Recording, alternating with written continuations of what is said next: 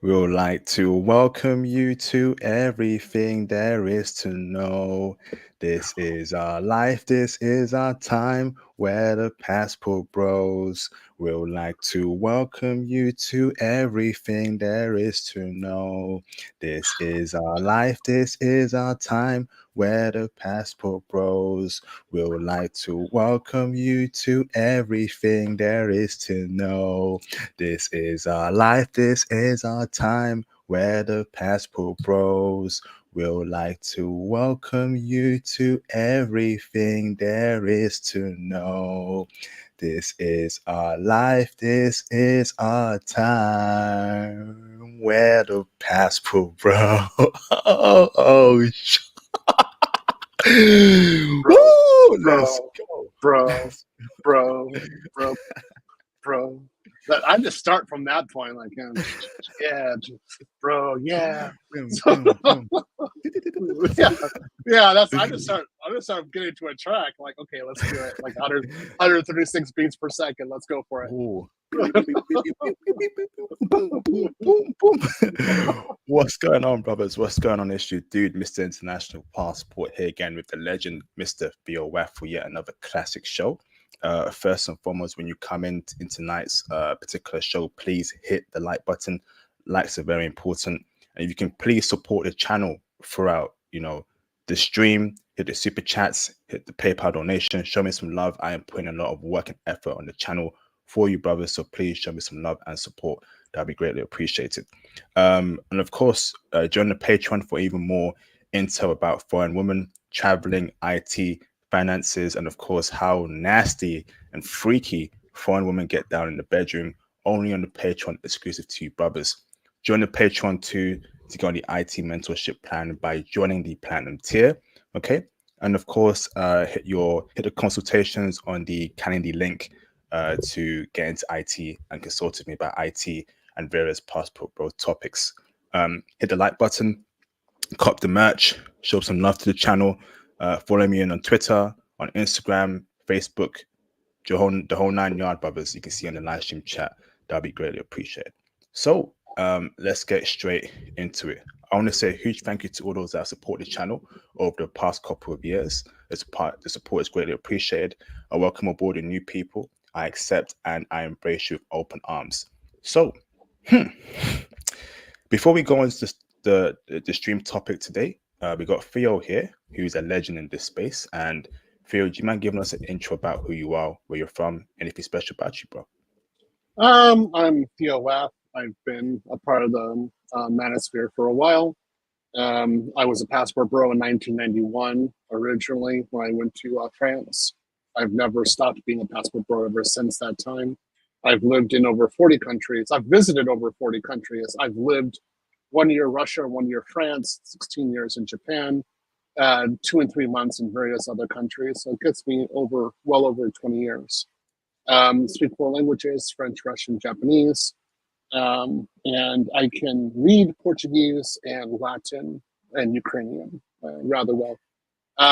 I specialize in cloud security and what's called DevSecOps.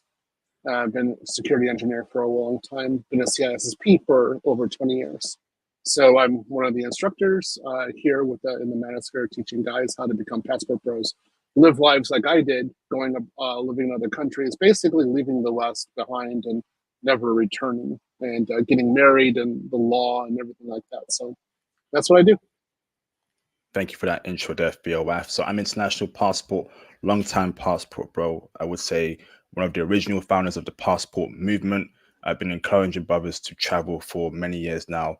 It's popping off now, but we still have work to do. And join me on this journey to becoming a great passport bro, traveling, getting into IT. Very important, get into IT. IT will liberate you and save you and give you the income and the flexibility to travel all around the world and find the woman of your dreams. So, Mr. Mufasa, appreciate you, brother, for reaching out. He's back again, heading to Guatemala, and we'll do it live with my Filipina girlfriend. Let's do it, bro. Thank you, brother. Looking forward to speaking to you very soon, Mufasa. Welcome back, bro. It's been a minute. Hope you're well and hope you're keeping safe. He lives in me. Hey, yo. Hey, yo. He watches over everything you do. Lion King, right? Oh man, shout out to Mufasa from Lion King. No, actually, no. He was a bad guy, bro. You should be Simba, bro. Shout out to you, brother. Just kidding. Appreciate you, Mufasa. So let's get it cracking, man. Let's set the agenda for today. So the title of the stream, right, is The Mecca for Us. What country is a promised land for passport bros? What does that mean? When I say Mecca, right, I'm referring to the powerful Islamic holy land in Saudi Arabia, where all Muslims around the world congregate for pilgrimage to find themselves, to worship uh, their God, okay, in the Islamic religion in that particular city called Mecca. That city whole is very dear to Muslims, Mecca. So for me, right, I'm thinking that's their homeland. That's our Muslim brothers and sisters' promised land. What is a promised land for passport bros? What do I mean by a promised land?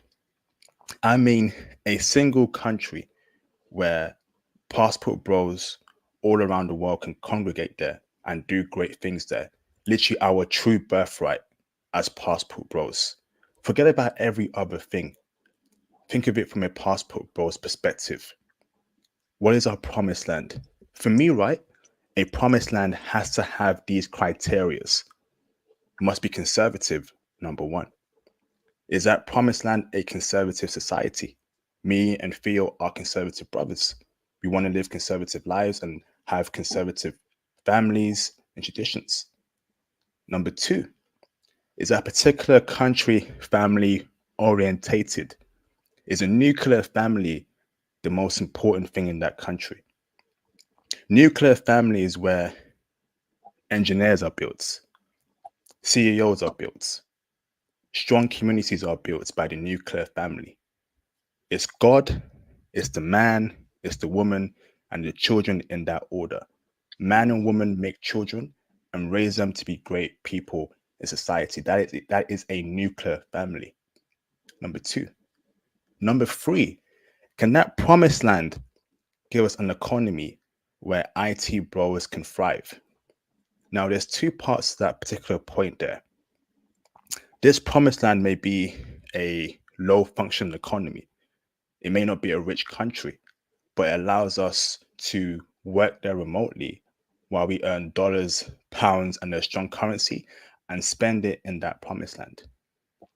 The other point is perhaps that promised land is indeed a strong economy. We can actually live there and earn money in their currency and still work remotely. Number four, can that promised land promise us feminine, traditional, submissive woman? Nothing less than that. Low body count woman, virgin woman that are feminine, that cook, that clean, that want to raise your children. We need that promised land to provide those kind of women in abundance. Not a scarce bunch of women, but it must be in abundance for us passport bros. Okay. Does that promised land have laws where it favors men? In the West, the laws favor women. Women have more rights than men in the West. We need a promised land where the laws favor men, or at the very least is fair towards men and not biased against men.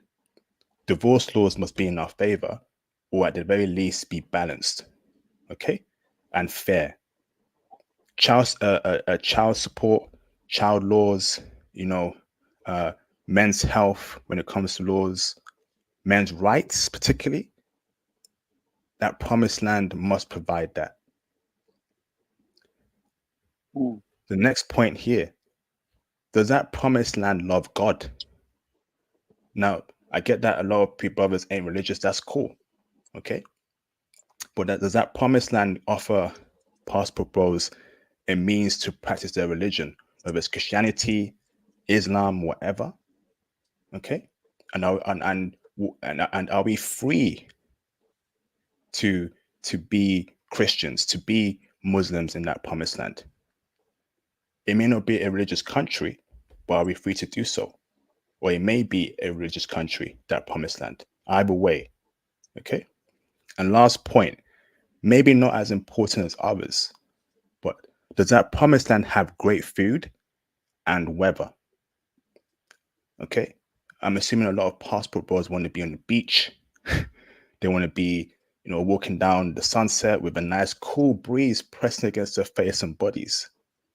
They want to be eating good food, good peri peri chicken, good rice, chicken, and beans with some coke on the side.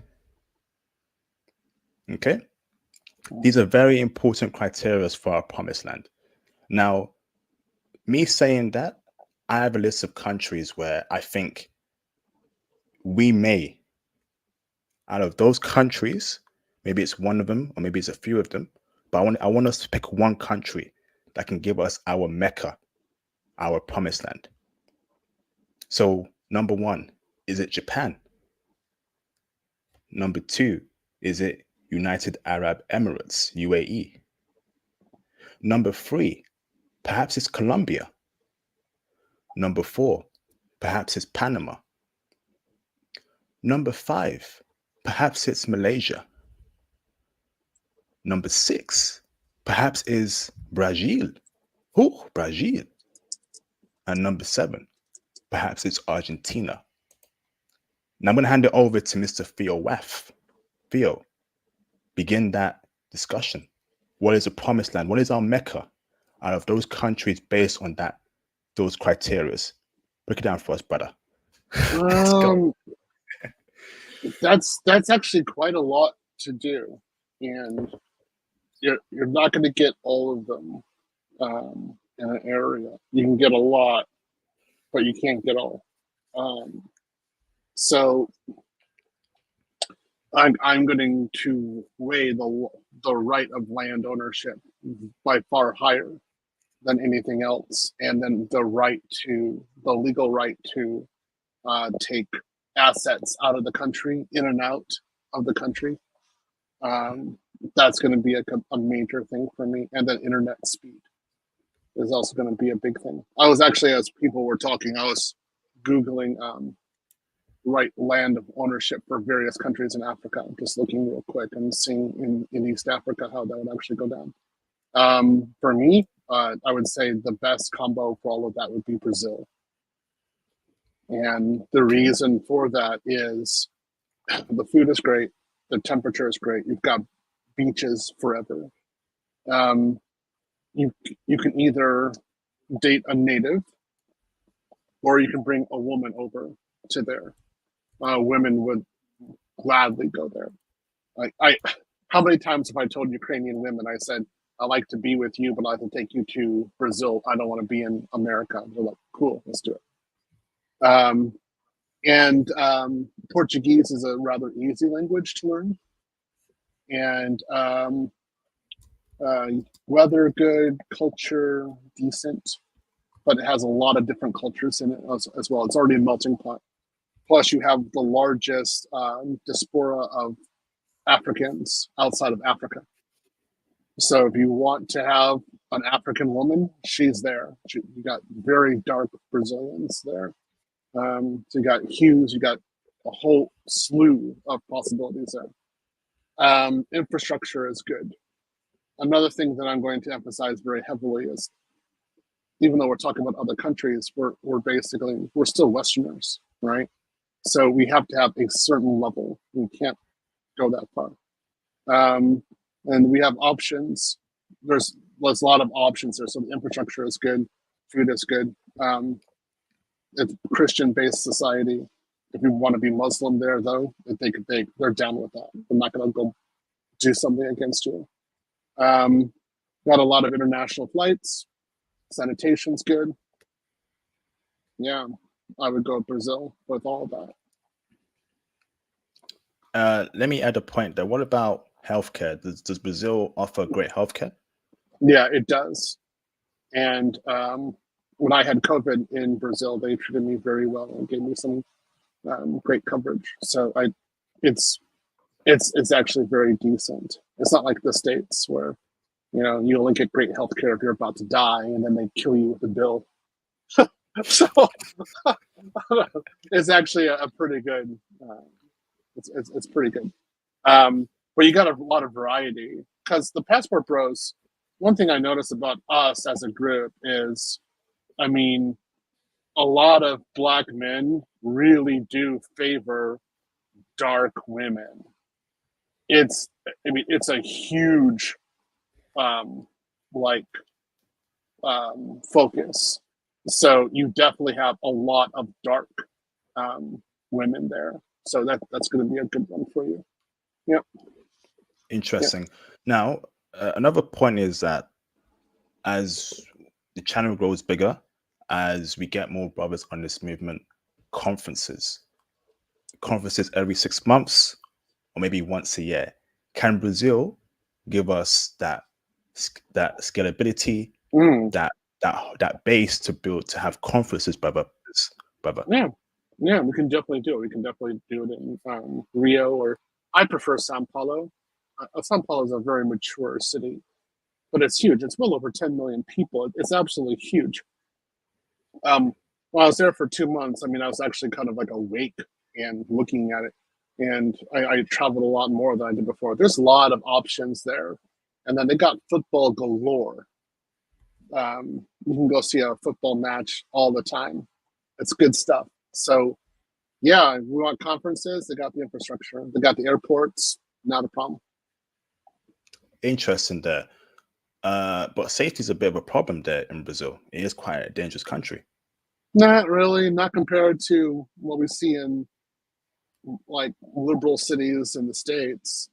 I mean, think of it. I'm here in Austin right now. There was just a hostage situation over the weekend. 3 people died. You don't, people don't say, "Oh, let's go stop going to Austin." No, you get like 300 people coming here every day right now. That's how big the city is. It's increasing. It just keeps on growing. But there was just a hostage situation.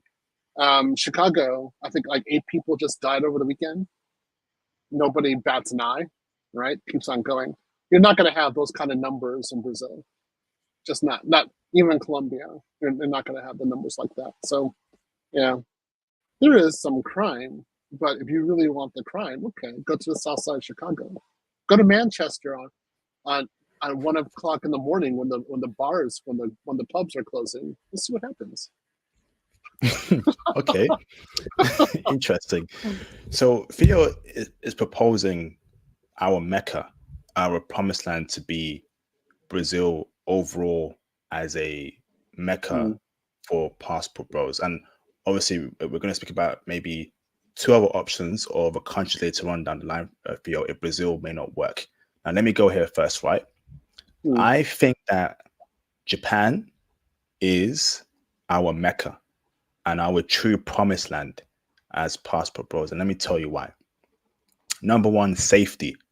An incredibly safe country. Walking in the night, you may forget your phone in Starbucks or you leave your bag there. More than likely, it's going to be there. Hardly anyone will step to you and try and play you like he is in the States, or try and rob you for your Air Force Ones, Michael Jordan limited edition shoes. Okay, that ain't happening in Japan. Safety is on point. When we have children, okay, we want our kids to be safe when they're walking from school back to home while you're at work. When they go out, is my child safe? You ain't got to worry about that in Japan. But if your child is going to house parties in Chicago, in California, in New York, and shots might pop off, which is quite common in America, that's not happening in Japan. Guns are illegal there. Number two, Japan has a very good economy. It's the 3rd biggest economy in the entire world. Okay, and how you want to perceive that kind of statement there is up to you. But in terms of the IT scene, as we all aspire to be IT brothers, Japan has a great IT scene. Jobs are there. Okay, jobs are there in abundance in Japan, especially if the economy is doing very well. The jobs will be there. Okay, you're in IT, we're in IT. You aspire to get into IT. Japan has a great IT base. Number 3, woman. Woman, woman, woman, woman. Oh Lord, we love our woman, right? Okay. Japan offers you submissive, traditional, feminine, loving woman. And I'm not saying all of it, all women there are the case in Japan, but the majority are. More than likely, you will find a good woman if you vet well in Japan, especially if you know Japanese. Japan offers that woman aspect very well. Okay. Number 4, healthcare. Japan has a great healthcare system, Mm. an Yep. incredibly good healthcare system, one Yep. of the best in the world. Yep. So you ain't got to worry about the bill deleting you like in America. You ain't got to worry about that. Okay? They're going to take care of you and they're going to treat you right. And health is very important as brothers. We want to live long, see our children grow old, etc., etc. Have grandkids, see our grandkids. So we need to be, our health needs to be on point. And the healthcare in Japan is great and amazing. Okay? Number 5, Japan is a conservative society. And we want to live in a conservative society where family matters, where women know what they got to do and men know what they got to do. No blurs, no mixing, no woke stuff. Japan is conservative for the most part in 2023. Obviously, the agenda is trying to change Japan's ways, the Western agenda, the powers that be, but I'm hoping Japan stays strong. Keep Japan Japanese. And back to the woman part one more time. Blasians, half black, half Japanese, half Latina, half Japanese, half Iranian, half Japanese, half Brazilian, half Japanese. Japan gives you that option. Number 6, okay? The weather for the most part in Japan is awesome. Now there are harsh winter months, but it's very short. From November It's to gone. Yep. it's not hard. I can't say it's hard. Not from a Western point of view. Now, it might be a little boring, but it's not hard. It's their winter is superb compared to what we have. Yeah. It's good. Yeah. Most of the year it's mild, it's hot. Mm. So the weather for the most part is great in Japan. Okay. Number Mhm. number 7, building wealth. You can build wealth in Japan if you know what you're doing. If you're business Mm. savvy, if you work in the right IT field, okay. If you invest your Japanese yen in American assets, if you spot business opportunities in Japan, you can build something there. Japan is a rich country. More than likely, you're gonna meet a beautiful 22-year-old chick that comes from a rich family and has a trust or will that will pass down wealth to her. And that's quite common there in Japan. She may not be rich, but her dad and mom got cash. And she's humble about it. Again, could Japan be our Mecca? Could it be our promised land? I think it is. I think it is. And the last point here, Japan is a great society to have children in. It really is. A great education system. It's safe for your kids to walk around. It is just an awesome whole round situation. Could Japan be our Mecca? Could Japan be the promised land? What's your thoughts about that, Theo? No, impossible. We have What? two major problems first. First off, is you cannot own land in Japan. The best you can do is marry a Japanese woman, and if you buy land, it has to be through her. But you will most likely not be able to get a mortgage. You have to have, if you maybe an international bank will give you a mortgage, but the Japanese banks will not. So you're going to have a very hard time actually buying land. This is the first major issue. You're probably going to be renting. The reason I was able to get land is because I was working for a Japanese bank. So unless I mean, I don't know how the heck you would actually buy land. It's just not going to happen. The second thing is the Japanese are Japanese. So if anything, you're not going to be a black man there. They're going to terraform you into a Japanese person. So you're going to lose your culture. And it's just a question of time when that happens. Happened to me, happened to other people. You will be expected to conform to their way. It's overwhelming. Next point, major point is most of the time, international people do not put their children into Japanese public schools. They usually put them into private schools, and those schools are between $20,000 and $35,000 a year per student. So if we're talking like if you're getting just a condo there, if you bought one, we're talking minimum $400,000, and you pretty much need to have that in cash straight out, and then it'd be in your wife's name, not your name. And if there were ever if you ever lost, like if there's a divorce, it's staying in her name. You're gonna lose it. So that's one of the big issues that you're having with Japan. I mean, I would love it. I think Japan's a great training ground, but because it has the infrastructure is great, the food is phenomenal.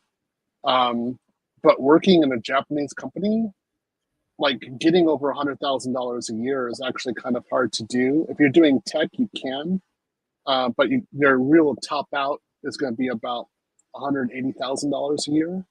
And with $180,000 a year, you will not qualify for a mortgage. You'll be renting. So how you're going to buy a house or again a condo, I don't know how that's going to happen. That's the problem with Japan. That's part of it. I have quite a lot of friends who have this.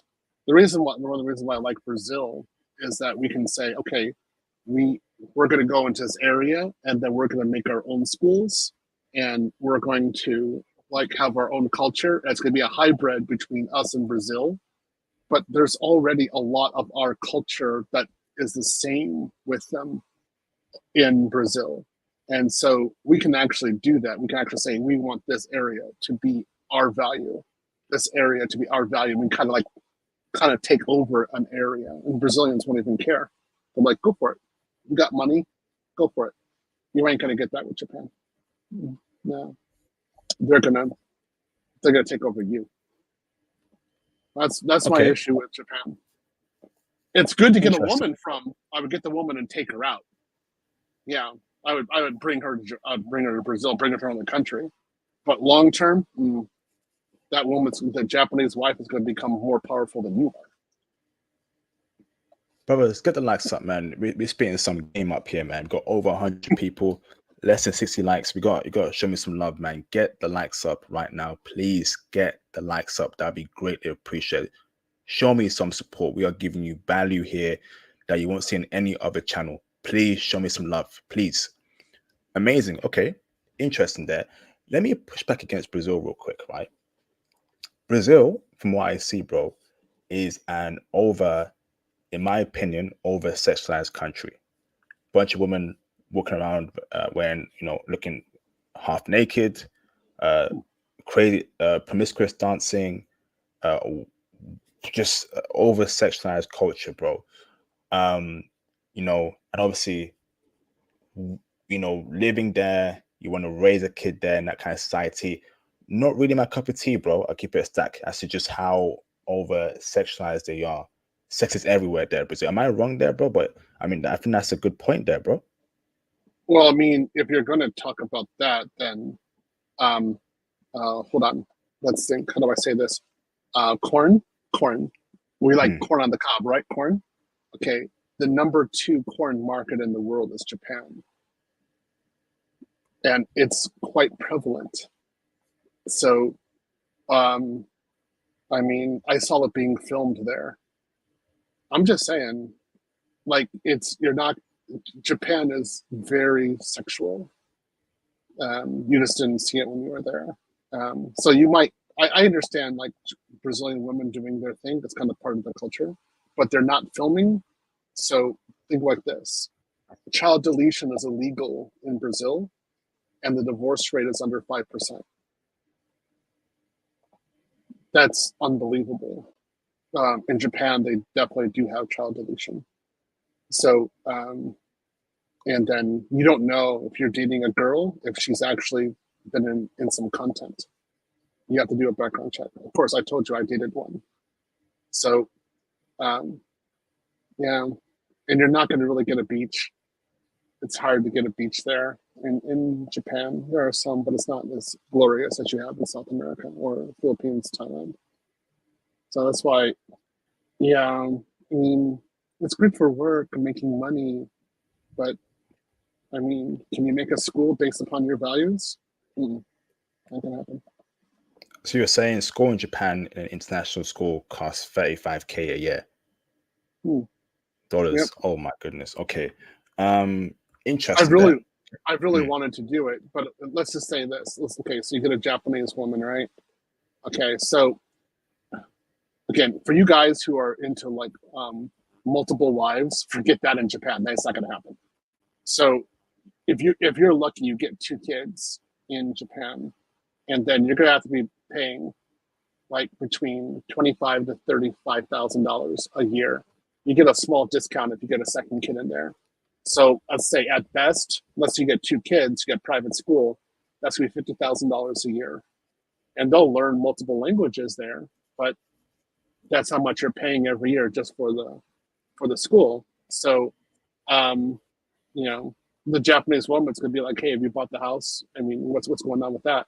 Whereas for most of us, we can easily, like, if we're working IT and we're really working it hard, if we're like, let's say you're in Colombia or Brazil, you can definitely buy the land over, like, say, a 2 or 3 year time period. You can save up enough to get $150,000 and get like a decent apartment. Doesn't have to be luxurious, but a decent apartment. And then you can Airbnb it if you want to, but you can buy it straight out with cash. And you can have that as your apartment. It's in your name legally. You don't need a native. That's huge. I can't. I mean, I can't emphasize just how important that is. Okay. Interesting there. So let me end my part on Japan as to, why I think it may be our Mecca. Apart from Brazil, brother, let's say Brazil doesn't work out for some reason for a lot of passport bros thinking, okay, it's whack out here. This isn't our homeland. This isn't our Mecca. This isn't our chosen place. What other country, brother, is your choice? And tell us why. The next one would be Colombia, Guyana. Those two, either Colombia or Guyana, because you still have the right to own land. I'm pretty sure they like to own land in Guyana. Somebody in the chat can go look that up real quick. You definitely have the right to own land in Colombia, and you can still basically terraform areas. You can say like this area is going to be for us, and then we're going to make like our own little community. Yeah, you can do that. So the land is cheap enough, and basically our money goes so far that we can actually buy, land for a business. For example, and I love gym equipment. I've really wanted to own my own gym in Colombia, and it's one of the like temptations I have with going there. So I could actually register a business there, buy the land to make a gym, and actually import the gym equipment. And the taxation isn't going to be that bad. So, okay, that's something, right? You won't make a lot of money from it, but you can actually do that. To buy the land for a house, that isn't going to be an issue. Divorce laws, you can actually sue her if she has an affair. Wonderful. So that I would say Colombia is going to be the next one. You have pretty good hue. You got dark. Again, a lot of the passport bros like dark women. So you don't got no dark women like that in Japan. But Colombia is the next country that has dark women. Lots of them. Oh, okay. So I know people will say, well, what about crime? Okay, so are you worried about the South Side of Chicago? Baltimore, Detroit, Atlanta. You know, again, hostage situation here in Austin. Are you looking at the West? Because it's not going to be as bad as the West. Yeah. Okay, let me push back there, right? The Colombian economy doesn't even match up to many other economies in the world. You're an IT bro, okay? Um, how are they going to navigate Colombia while working IT? You're going to work for a Colombian company in IT, bro, getting paid pesos? Break it down for us, bro. You're not working there, and you're not working in Brazil either. You're working remote. So in Japan, you can actually work there, but in Brazil and Colombia, Guyana, no, you're working remote. So you're going to have all the leadership in your work, and your money is going to come from the West. But where you're going to live, where you have your children, is going to be in those countries. Yeah, that's just the way it is. That they don't have, you can't make money there. Just the way it is. Okay, interesting there. Colombia, Guyana, I see. Can it give passport bros logistics? Yeah, From traveling all around the world for conferences and doing it in Colombia and Guyana, bro. Realistically, bro, having yeah. conferences once every 6 months, once a month, literally, brother, our own Mecca where we all come together, right? Wearing suits and we have meetings there. We congregate, we network. Can it give us that base, brother, like a Mecca? So if you look at the American South, Colombia, most of Colombia is within a 4 hour, um, 4 hour airplane trip to go there. So that's phenomenal. This is one of the reasons why I'm probably going to move to Houston myself, because it's so easy to get to Colombia and Brazil, but also Tokyo. So it does have the infrastructure. The airports are good, decent.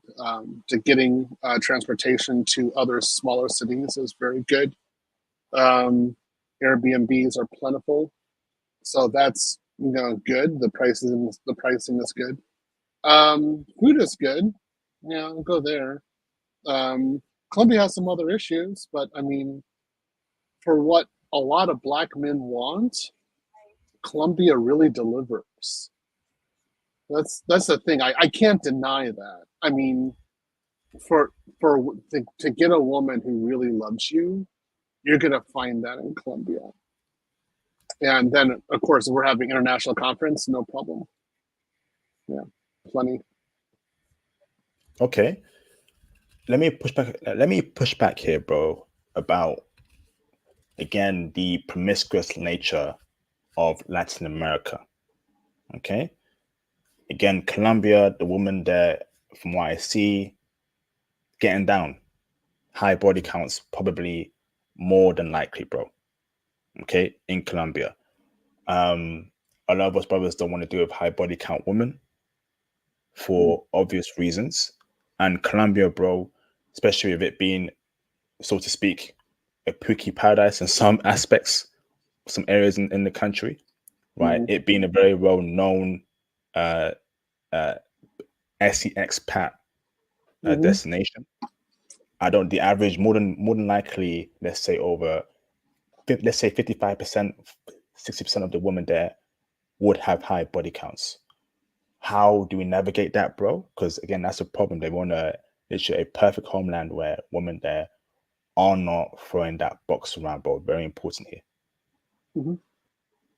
Mm, um, there are plenty of professional women there who are very traditional and not throwing the box away and throwing the box like that. So if you're going to Colombia and you're getting women who are throwing the box at you, then these are lower level women. So why you would be with them, I have no idea.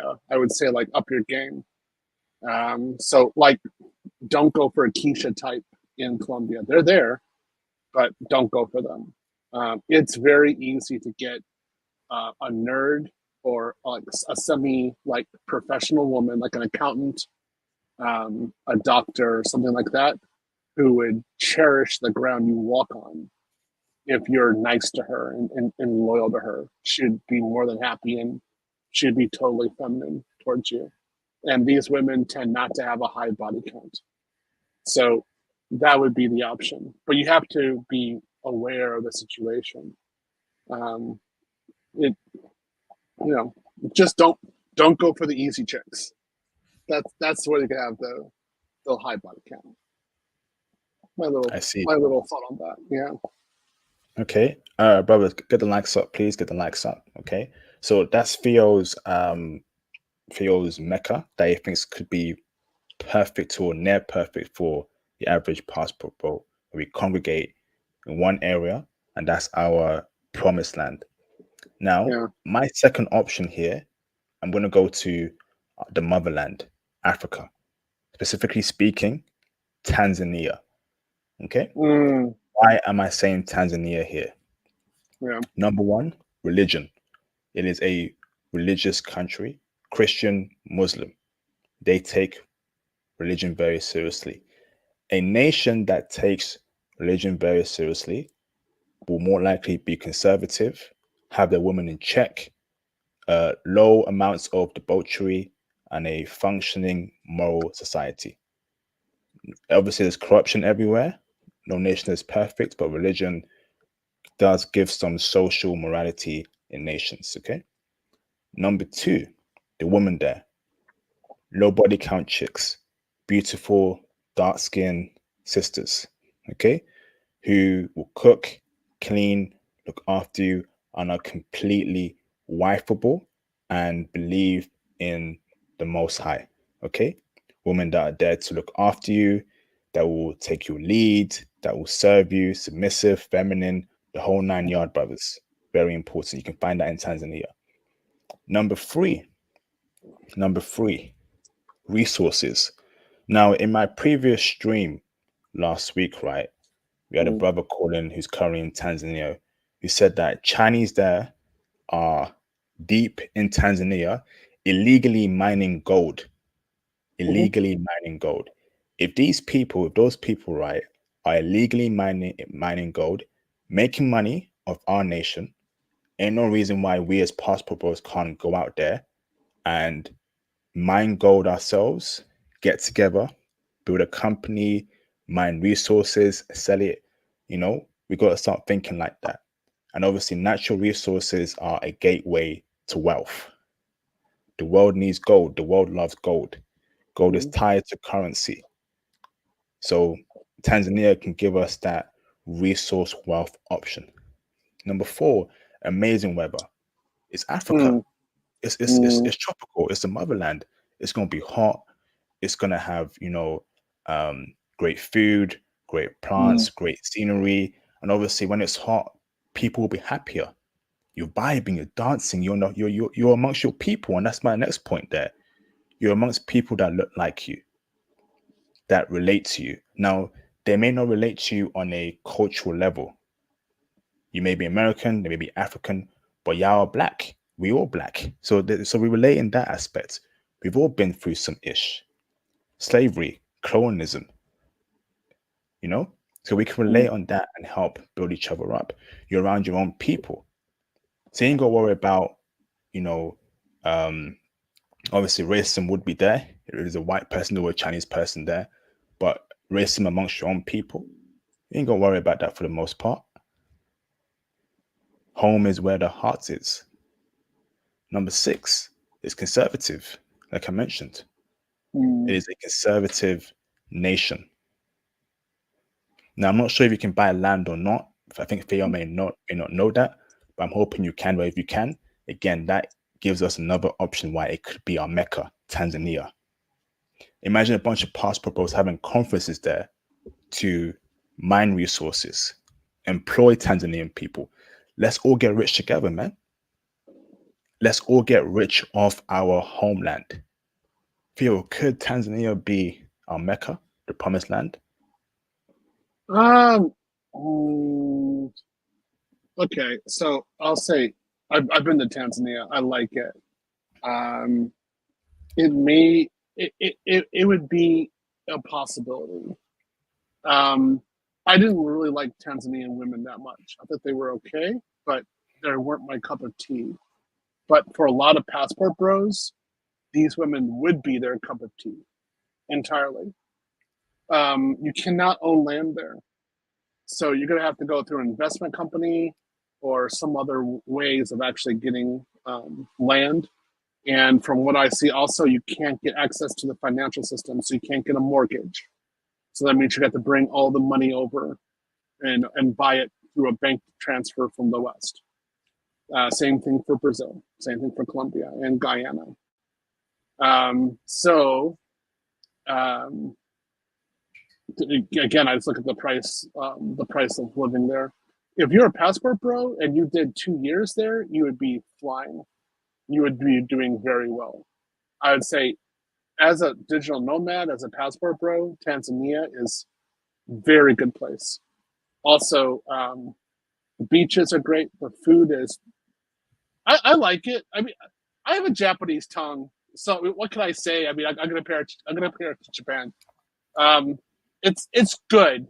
For a lot of people here will love it though. Okay, I'm being a Japanese snob. What can I say? I like Japanese food a lot, but it's good. They got a different variety there. What I say? I'll emphasize this: the infrastructure is good, so the internet is stable. That's a big thing. Stable internet. So as long as you have that, I mean, you can definitely work remote. You can live there. I think the banking system for foreigners is going to be like you can get a bank account, do something locally. The cell phones are plentiful. I mean, the towers are plentiful, so you could definitely use that. Why not?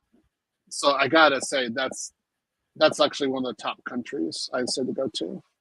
I don't know if Mecca, maybe Mecca, maybe. Interesting. Okay. Interesting there. Okay. Yeah. The only thing is that like let's say like okay, I'm watching the chat here. Okay, so I some of these guys are tripping because they'll say like Quebec, and I'm like, yeah, so do you want 7 months of winter? I mean, really? So what beach are you talking about? You want some polar bears?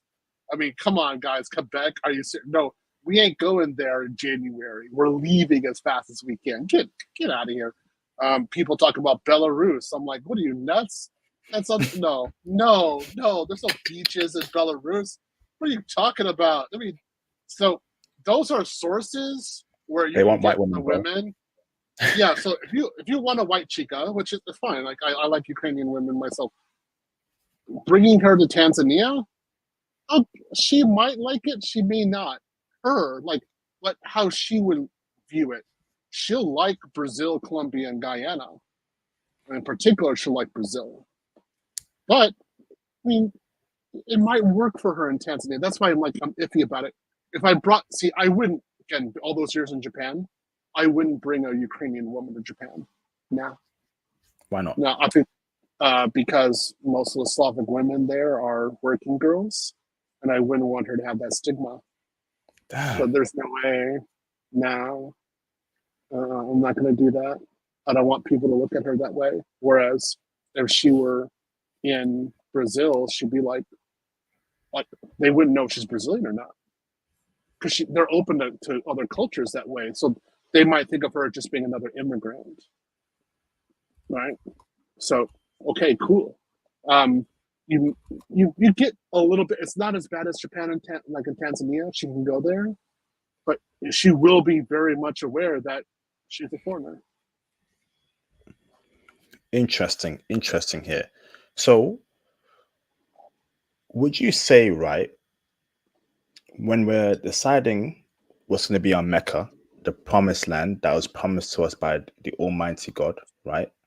Okay, our true homeland as passport bros. Okay, brother. Would you say that we should take a look at it from a woman's perspective or a wealth building, land owning perspective? Because if we go down the woman route, okay, and we say, okay, we want our Mecca, but our Mecca should be centered around feminine, submissive women. That's Japan. That's going to be Ukraine. That's going to be Tanzania. That's going to be certain parts of Latin America, Panama too, if you want that woman aspect there. Or from a wealth building, land owning perspective, Should we look at it that way, bro? So where can we own land in? Brazil? I'm assuming Colombia, brother. Okay. What's your thoughts there, bro? I look at it as where you're going to raise the kids, fundamentally. So you've got a 6-year-old, and your 6-year-old needs to go to first grade. How are you going to deal with that? So a 6-year-old in Tanzania, I don't have the problem with that, because we can get, if we're all together, we can actually make a school. We have enough money to do that. Brazil, Colombia, Guyana, we can do that. And then I trust the kid on the streets afterwards. It's not going to be that bad, particularly where we're going to be living at. So that's the issue. I don't have that big of an issue. So then after that, I would say, how's the wife going to live there? What's going to be her kind of life? What's going to be interesting to her? And you know, these countries have options. I'd definitely say that. Okay. So brother, right? Before we end this segment and react to certain videos, right? For the next 10 minutes, brother. Maybe we take a look at it from a political ideology perspective, conservatism. We're both conservative, bro, and I'm assuming most passport bros are conservative. Ain't no country or nation that is more conservative than the Islamic countries. Saudi Arabia, Qatar, UAE. Okay? Saudi Arabia, Qatar, all rich countries can make a lot of money there. Is it foreigner friendly like UAE? I don't think so. So perhaps, brother, United Arab Emirates could be our Mecca. Why is that, bro? It is conservative to an absolute core. Okay. And I'm not saying Dubai is all the way conservative, but areas around Dubai, okay, you can't be a fool out there. You can't be a dumb Western out there. Islam is the default religion there. Okay. And they still respect Christianity, which is great. Number two, brother, big IT scene out there where they pay a lot and no income tax. Imagine getting paid 10K a month, bro, and you pay no income tax, bro. You can build wealth easily that way and invest appropriately for the next 5 years if you know what you're doing with your money, brother. Number three, there are international schools there, brother, in UAE. And that's quite a big thing for foreigners that are expats there in UAE. They send their kids out there to international schools. Number four, brother, before it's conservative, brother, no liberal craziness, brother. No rainbow stuff, no wild stuff happening, of course, in a Muslim country. It is traditional and conservative to the core. Ooh, number six, brother, woman. Maybe you might get lucky. You may find you a Arabic Emirati chick, and that's happened in some cases. Or, brother, you may find you an Ethiopian chick in UAE, a Filipina in UAE, an African chick in UAE, brother. Ooh, okay. Perhaps, brother, UAE is our Mecca, the promised land for passport bros. Oh, what's your thoughts, brother? I'm going through some of this stuff right now. I'm looking at while you're talking. I just did a search. So, okay, the thing is, a lot of passport bros. What can I say? Let's say we have to assume this. Okay, so after like 2 months, they want to be pounding the booty, and I have to say that. Okay, so we have a guy over there who's not married. Will he have an issue with pounding the booty there? It's legit. I have to think about this. So, Brazil, they don't care. UAE, I just looked it up real quick, and they are relaxing the laws for that. So, if you can be responsible and only have one plate and be pounding one woman, cool. That'll work in UAE. and everything else that you're saying is correct. I actually had to go through my calculations and go through UAE, and I was like, oh, okay, yeah, that'll UAE will actually work because it gives you the options that we would need. UAE land owner ownership. I think you can actually you can own land as a foreigner there as well. So UAE would actually it would be okay. It has beaches for days. It's hot, but it has a great amount of international culture, and the food is amazing. So, and then there are local jobs. I wouldn't date local. That's just not my thing. Um, the women are they don't really turn me on there. I would get a wife and importer. That's how that would work. So if you get a Japanese wife and importer to UAE, it would work for me. Or if you get a Ukrainian, Yugoslav, that can bring her over, a Brazilian and bring her over, that would actually work. There's a lot of things to do. There's a lot of fun things to do, and it is modern.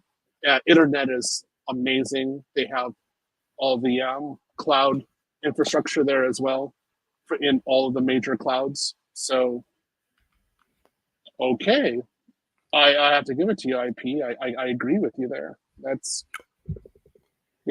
legit. UAE would be actually legit. Yeah. And also, brother, right? Healthcare is also great there in UAE. Oh, World-class healthcare. It's safe as well, brother. You know, you can be a true conservative there.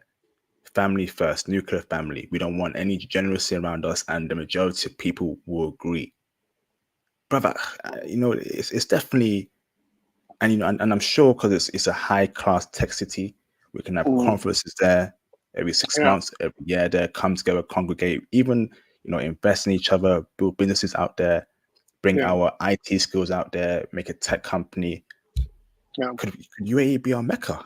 Wow. Okay. Yeah, that'd actually work. And the taxation isn't crazy. So import wouldn't be that bad. So like, for example, like guys, like for me, I like Panada. I like Panada exercise equipment from Italy. So if I bought that while I was in Dubai and UAE and brought it over there, the import taxes wouldn't be out of this world, and that I could actually get the house that I wanted and put it in my house, so I can get it, make my own gym there and buy for that. Plus, we have access to the financial market, so it means we can get a mortgage. The mortgage thing by itself would be a reason to be there. And then there are plenty, like you said, there are plenty of international schools. This is a big thing.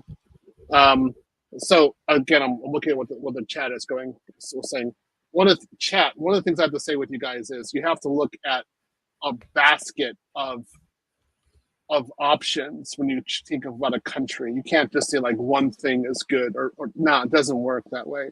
You have to think about an overall score. If you're not really thinking about that, then you're not going to work. So, like for example, for me with UAE, it's a little too deserty for me. I mean, I could go there, but I'm like, dang, there's a lot of desert here. So, like, I don't necessarily want that. I prefer to have a lot more green. But if you look at all the other things that are there, you get a conservative, modern economy with mass transportation. Cool. All right. And you get a lot of modern amenities, and the electricity works there really well. And there's very low crime. You don't want to do crime there at all. It's a very clean society. So it's like an upgrade from Singapore. The only difference is that in Singapore, there's a lot of Singaporean, Malay, and Thai women that I would be going after in seconds, right? But in UAE, I wouldn't necessarily be going for the local women. I just wouldn't be a big thing. So I would say import the woman over. But it could. I mean, I got a good IP. That's your thinking there is right on. One of my students is there right now. I should probably send him get a report from him. One of my best students is there. He's enjoying it. Maybe spend a month there. See what it's like. Yes, please, brother. Also put me in touch with him, please, brother. If that's possible, that'd be great, bro. Definitely want to Sure. ask a few questions and maybe get 'em on the channel. And last point here, brother. Perhaps we are thinking about it the wrong way, brother. Why are we only wanting one single Mecca? Perhaps there's multiple Meccas, and we can actually, link them together to create a network there. Maybe it should be one Mecca per continent. Ooh, so in the Middle East, brother, our Mecca would be UAE. In Latin America, a Mecca would be Colombia or Brazil. In Europe, perhaps a Mecca could be Romania or maybe Mm, Estonia. In no, East, no, no. It would be Germany. That would be the best one. Yeah. I mean, you're not going to, you don't want to be in any former Soviet country. So mm, realistically, the best area from what I'm hearing, from what I've gone through and everything, it would be actually Germany and Europe. Um, you know, that's pretty much everything else that we want. The women are decent. We got a lot of variety. So it wins high on the other points as well. We can send our kids to a public school, not have to worry about it. The only thing is that they have to suffer and learn German. Okay, so one word is a sentence long, right? But that's that's that's about the only thing that's. Oh yeah, the winters are horrible. So forget about the beach, right? Okay, so that's gone. But I mean, we'll see they have high tech jobs, but they got the taxation rate is so high. So okay, it's kind of a mixed bag. But in Europe, I would say the Mecca would be Germany. and in East Asia, Mecca would be Japan. Yeah, not. No, South honestly, Korea, I would say for brothers. I mean, just my honest opinion that I would say Thailand. East Asia, East Asia, East. Nah, nah, nowhere in East Asia. Okay. Nah, I'm that pessimistic about it. I mean, it's I would of course the best one in there is Japan, but you guys really don't understand the power of the Japanese culture. I mean, it's like the dark side. You guys think it's cute and everything, but if you really get in deep into it, you're like, oh no. Like, you really have to do things Japanese way. You guys have not seen it yet. If you guys are there for a long period of time, you really do have to do things Japanese way. I like it, but it gets on me after a while. In Thailand, you can be your Western culture. You can do that. Um, the Philippines is another great option, but uh, it's it's okay. Maybe if you get a good location, okay. I okay, but there's a lot of honeys there. That's the thing. There's a lot of great women in the Philippines. So I mean, sure, you can have the conferences there. Yeah, they have the infrastructure for it. Yeah. Yeah, okay. I'm iffy on it. I don't know. I'm like chuto hampa. I'm 50-50 on the Philippines there. Yeah. Okay. Interesting, brother. Central Asia, Kazakhstan.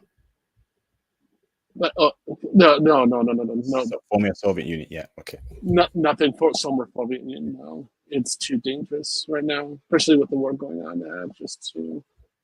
Yeah. I like Kazakhstan a lot though. Yeah. Yeah. Let's see how they do if they get more power vis-a-vis Russia and they can assert themselves. Then maybe Kazakhstan would be a great one. You been there before? Yeah, loved Oh, it. you have. Oh, wow. Yeah, We haven't done a stream. What yeah, we happened? talked about it. We talked about it on the stream before. Yeah, I did. My second option in Russia was a half Kazakh, half Turkish woman. I didn't go out with her, so I went with the Russian blonde instead. Yeah, blonde. Um, so yeah, I mean, there's a lot of corruption. That's the thing. You don't really have the right of land ownership. There's a lot of rights you just don't really have there, and the amount of corruption is just out of this world. So that's why I say avoid all former Soviet countries. They're just messed up. Um, yeah, it's the best you really do have in that kind of former Soviet is going to be Eastern Germany. Um, so again, this is the way I would look at it. But what we're talking about overall, again, based upon this conversation, UAE looks good. Yeah, that looks really good. I would say for myself, UAE, Brazil, and Tanzania. That looks like a great option. Mm.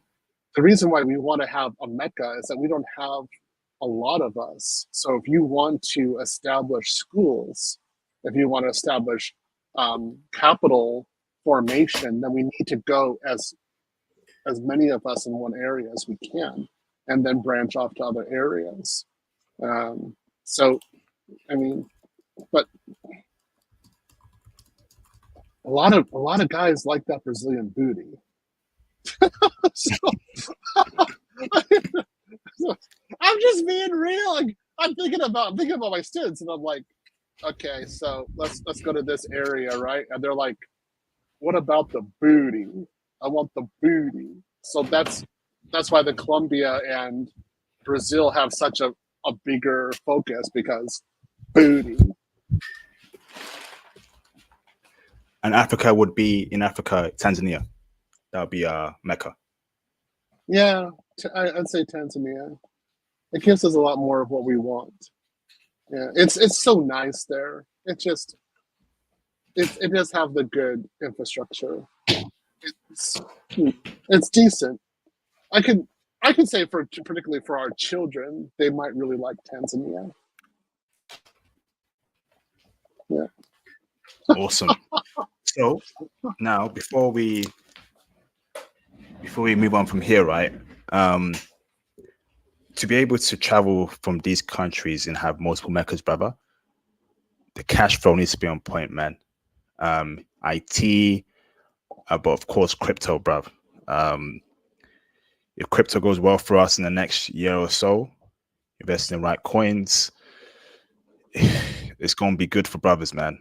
I'm going all in on crypto, bro. I'm going all in on that, brother. Dollar cost averaging, watching the market. We need this crypto ish to pop off, bro.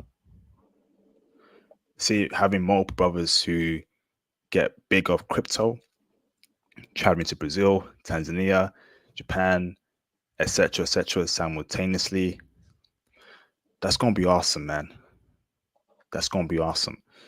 Well, so once again, look at Bitcoin, Ethereum, XRP, HBAR, XLM, XDC. Okay, those are the main coins that we discussed last week. We need to go all in on crypto. Mm, I'm not a financial advisor here, but if you want to mm. do it big as passport bros, have that flowing income, we need to invest in a way around it. But also UAE is one of the most receptive countries for that, right? And they actually have the infrastructure for it to deal with it. So I gotta that is a real winner there, straight out. Um, I gotta give it that. But if we're talking about emerging economies, then the next one would be Tanzania and Brazil. UAE is already mature, so yeah, good convo, deep thought. I'm actually thinking about that a lot more. Like, yeah, okay. Um, let me comment on something real quick because there's a Filipina in the chat. So to the Filipina in the chat, look, I like Filipinas. So been with one, had a great time. You guys are good. So if I had a Filipino wife, I wouldn't be with her in the Philippines. I would take her to another country. So I'd have no problem taking a Filipino wife to like Tanzania, Brazil, or UAE. It would be great. It'd be fun because she doesn't care. She's only focusing on her man, and the possible likelihood of her cheating out there is actually very low. So that would be great. The infrastructure is good. She speaks English. She can knock out kids. Go for it. So Filipina, good. I just wouldn't do Filipina. I'm not so pro Filipina in the Philippines. Why is that? Mm, They cheat? no, just the Philippines has a way to go for developing. I mean, it's good. It has some things that are really good, but it's just not. mm, like I say, like there's a lot of Tanzania is more developed than the Philippines. Just being honest. Um, Again, well, my little thing. That's my preference. Um, I like it a little bit more developed. Um, UAE definitely has development. So the cool thing about UAE would be, for example, you could actually design the house that you want in the West and bring the design over to UAE and say, I want people to build this, and here's 20 to 30% down. I need a mortgage, and get the mortgage and actually do it. So that would work in UAE. You're not necessarily going to be able to do that in Brazil or Tanzania. Tanzania would probably be the best option for that. Yeah, my little part. Awesome. Thank you there. So that is the closing part, the first part of this part of the stream before me and Theo react to a few things that's happening this week. Of course, we'll open up the phone lines once we finish reacting for you to chime in and tell us what you think is the Mecca for Passport Bros. What's your thoughts on the stream so far? But let's react first, okay? Miss Filipina Thoughts, send me a DM on IG, please. Would love to have an interview with you on the channel about life in the Philippines, how we can attract Filipina women. So if you're interested there, Filipina Thoughts, I'm International Passport. I left my IG on the live stream chat. Reach out to me and let's set something up. Thank you very much. Mr. Silver Turtle 65, you're in Costa Rica. Brother, send me a DM on IG right now, bro. Right now, brother, okay? Silver Turtle 65. Let's get you on the channel for an interview. So, got a couple of super chats, and let's see before we do so and before we react. Shout out to Mr. JG for the $4.99 super chat. Appreciate you, bro. A Mecca for black men can only be within Africa. That is literally our holy land given by the Most High himself. Is that a fair statement there, Mr. Theo? I don't necessarily say that. I just say, where can you go to execute your values? So, whatever you want to achieve and the kind of family you want, where can you do it more likely? So, I wouldn't necessarily say it's Africa just because we're all black. Nah. You'd have to win. You have to win this, So that's why I like Tanzania. I mean, you have Nigeria and Ghana, right? But I don't necessarily like those countries so much. I mean, there's some good things about it, but I wouldn't say it's a Mecca. In Nigeria, you're definitely going to have to be Nigerian. That has an overwhelming culture. So, like, you can't really express yourself the way that you want to. I mean, you can, but you could have to assimilate. Whereas Tanzania, no, you can be what you want. Yeah, you can be all right. And of course, those countries are quite corrupt. Nigeria, Ghana, even though they're supposed to be the future of Africa, corruption there is rife, and it's a shame. Yeah, oil it's a corruption, shame. oil corruption, an oil-based country having corruption? Nah, I never heard about corruption there. No way, it's impossible. But yeah, you've got Tanzania and Brazil, Tanzania, and UAE. They have to. Their resource is people. So in there, you're going to have more options. That's where you want to go, to a place you have options like that. Awesome. Thank you very much. Shout out to Mr. Kingsview for the $20 super chat. You speak truth, IP. I've been speaking the truth for the past couple of years, bro. Salute, brother. Salute. Brothers out here planning and working towards the promised land. Yes, indeed. Let's get crypto popping off. IT, once again, reach out to me for an IT consultation. Book your consultation with me. Go on the Patreon right now to get on the mentorship plan by the Platinum tier. We got all the resources here for you to succeed. We're not playing no games here. We're not couch chasing here. We're not a bunch of idiots here. We're giving you the tools to succeed in this life, man. Shout out to Theo for what you do, and shout out to Kingsview for the support. Appreciate you, brother. Shout out to Mr. J Remo in the building for the £5 super chat. In the cloud's vast expanse, Theo secures the digital world with just a glance. A cloud king and a cyber knight. In the world of IT, he's pure delight. Oh my goodness. I don't believe that Jay said that. Thank you, Jay. And I got to give a shout out to Jay because he's doing a lot of great work in the class. So he's doing a great job. He's helping out a lot of students. So There are guys who are passing tests, getting their SAA, understanding difficult concepts because of what Jay is doing. So it's good. We got to get him out of the UK. I don't know what's going to take to get him out of the UK. I don't know. Kidnap him? I don't know. Jay, get you out the UK, Jay. Definitely, man. UK It's is hard to definitely. it's hard to get both of you, and then the other guy, 007. You guys all just you're still there. Are the sandwiches that good in the UK? Really? Do you like Manchester and Chelsea that much? The fish and chips are amazing, bro. We know we can't leave that over here, bro. Yeah, of course. The fish and chips, and then the Indian curries. You have to have that. Okay, I understand. I got you. And then the Irish beer. Where am I going wrong? You're the best culture of the world. Okay, I'm wrong. Okay. All right. All right. Anyway. Before I read people who are watching us, we're just having fun. Okay. But we're taking the piss out of each other. That's all. All right. So. Before I read the rest of the super chats here, shout out to Babatunde Oluya.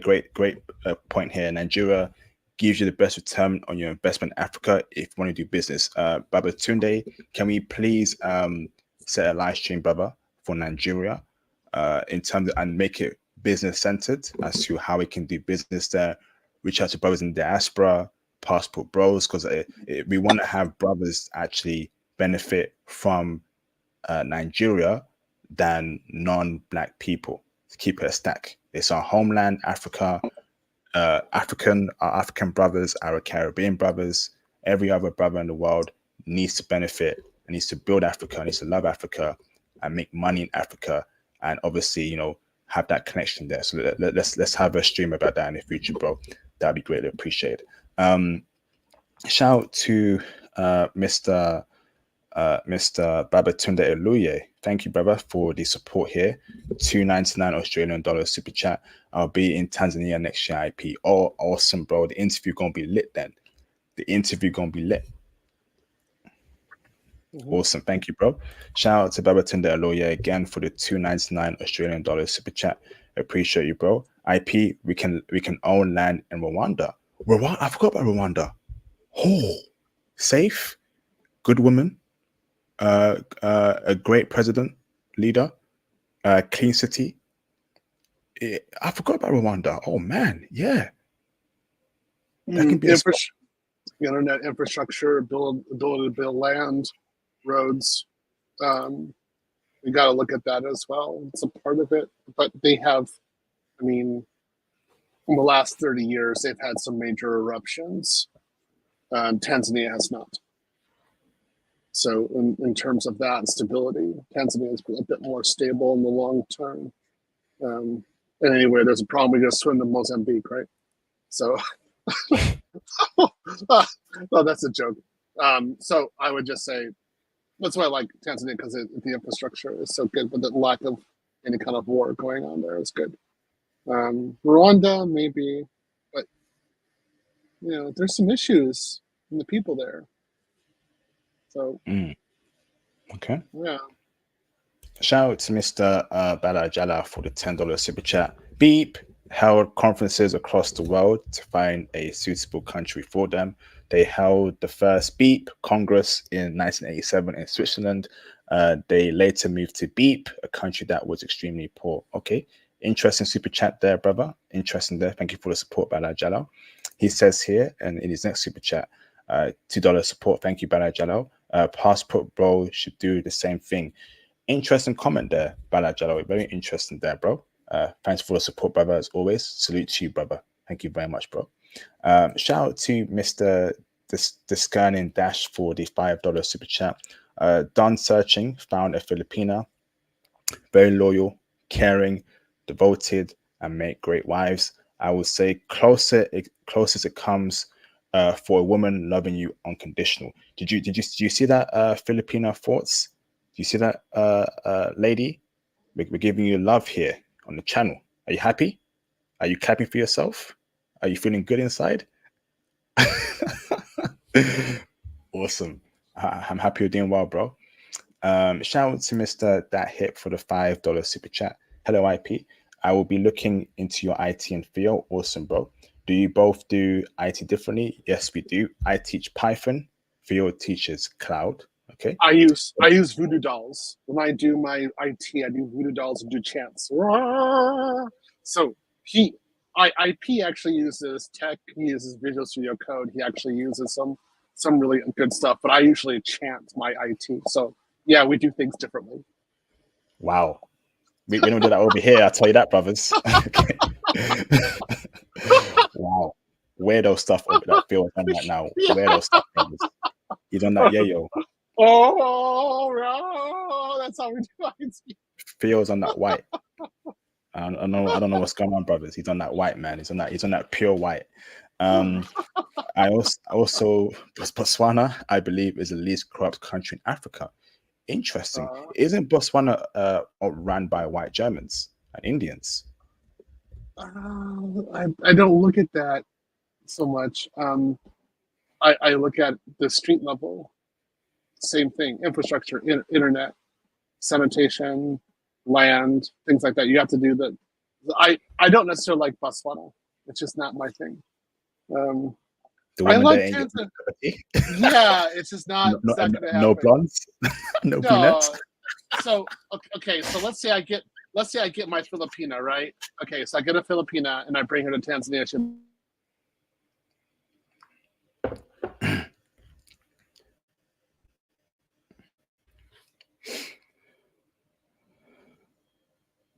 Is that me? Am I frozen? No, I'm good. Phil, you froze, bro. Did Theo freeze? Press 1 to chat if Theo froze. Did Theo freeze or was it me? Okay, Theo, you froze, bro. Man, Keisha got you for picking a blonde and Becky over the sisters in Africa, bro. Now Keisha got you, bro. You ain't show no love to Keisha, Theo. You chose Becky, Blondie, and Brunette in Ukraine, okay, and in Poland over the beautiful sister from the motherland, bro. And now Keisha done froze your stream for you over there in the US, bro. I told y'all, man. When we get Theo back, let me go to the toilet real quick. We'll get Theo back in a minute, okay? Give me a second, brothers.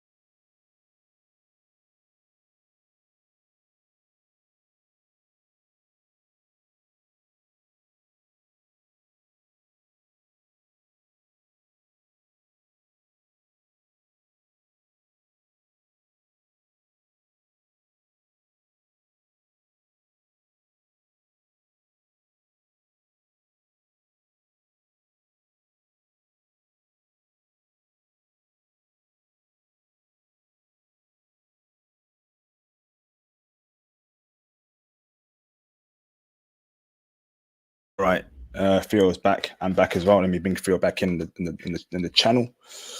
Let's get a cracking. You dropped also?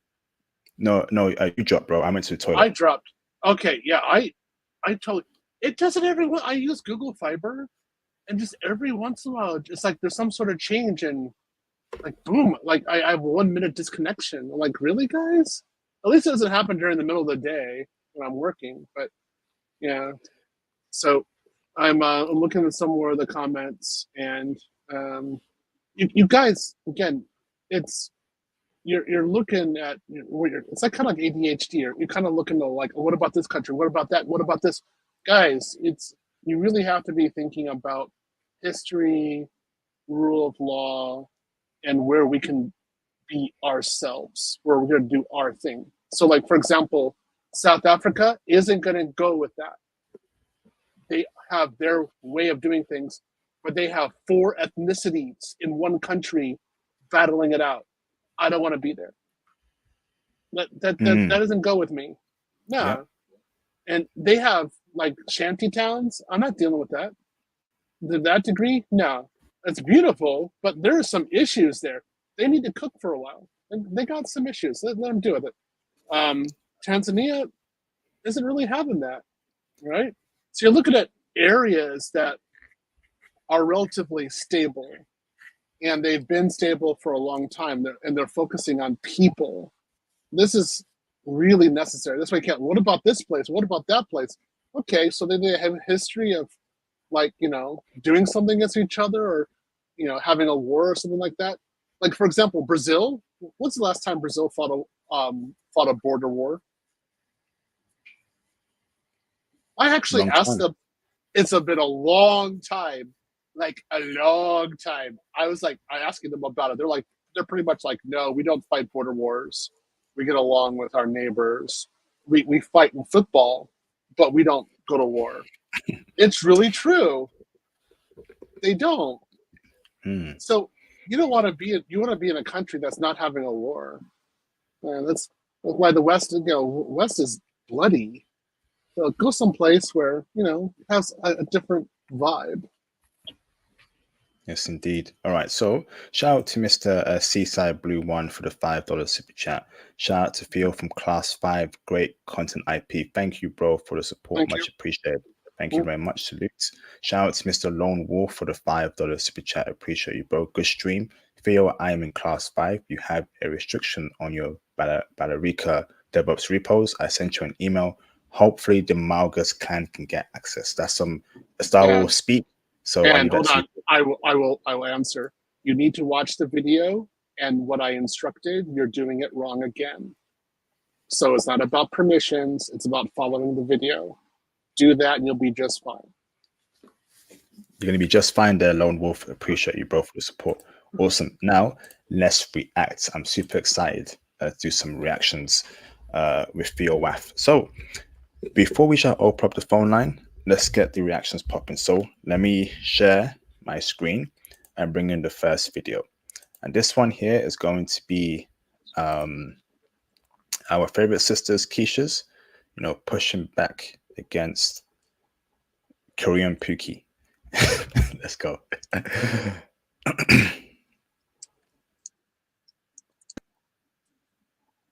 Okay, hold on there. Hold on. Hey, hold on there. All right, you ready, Theo?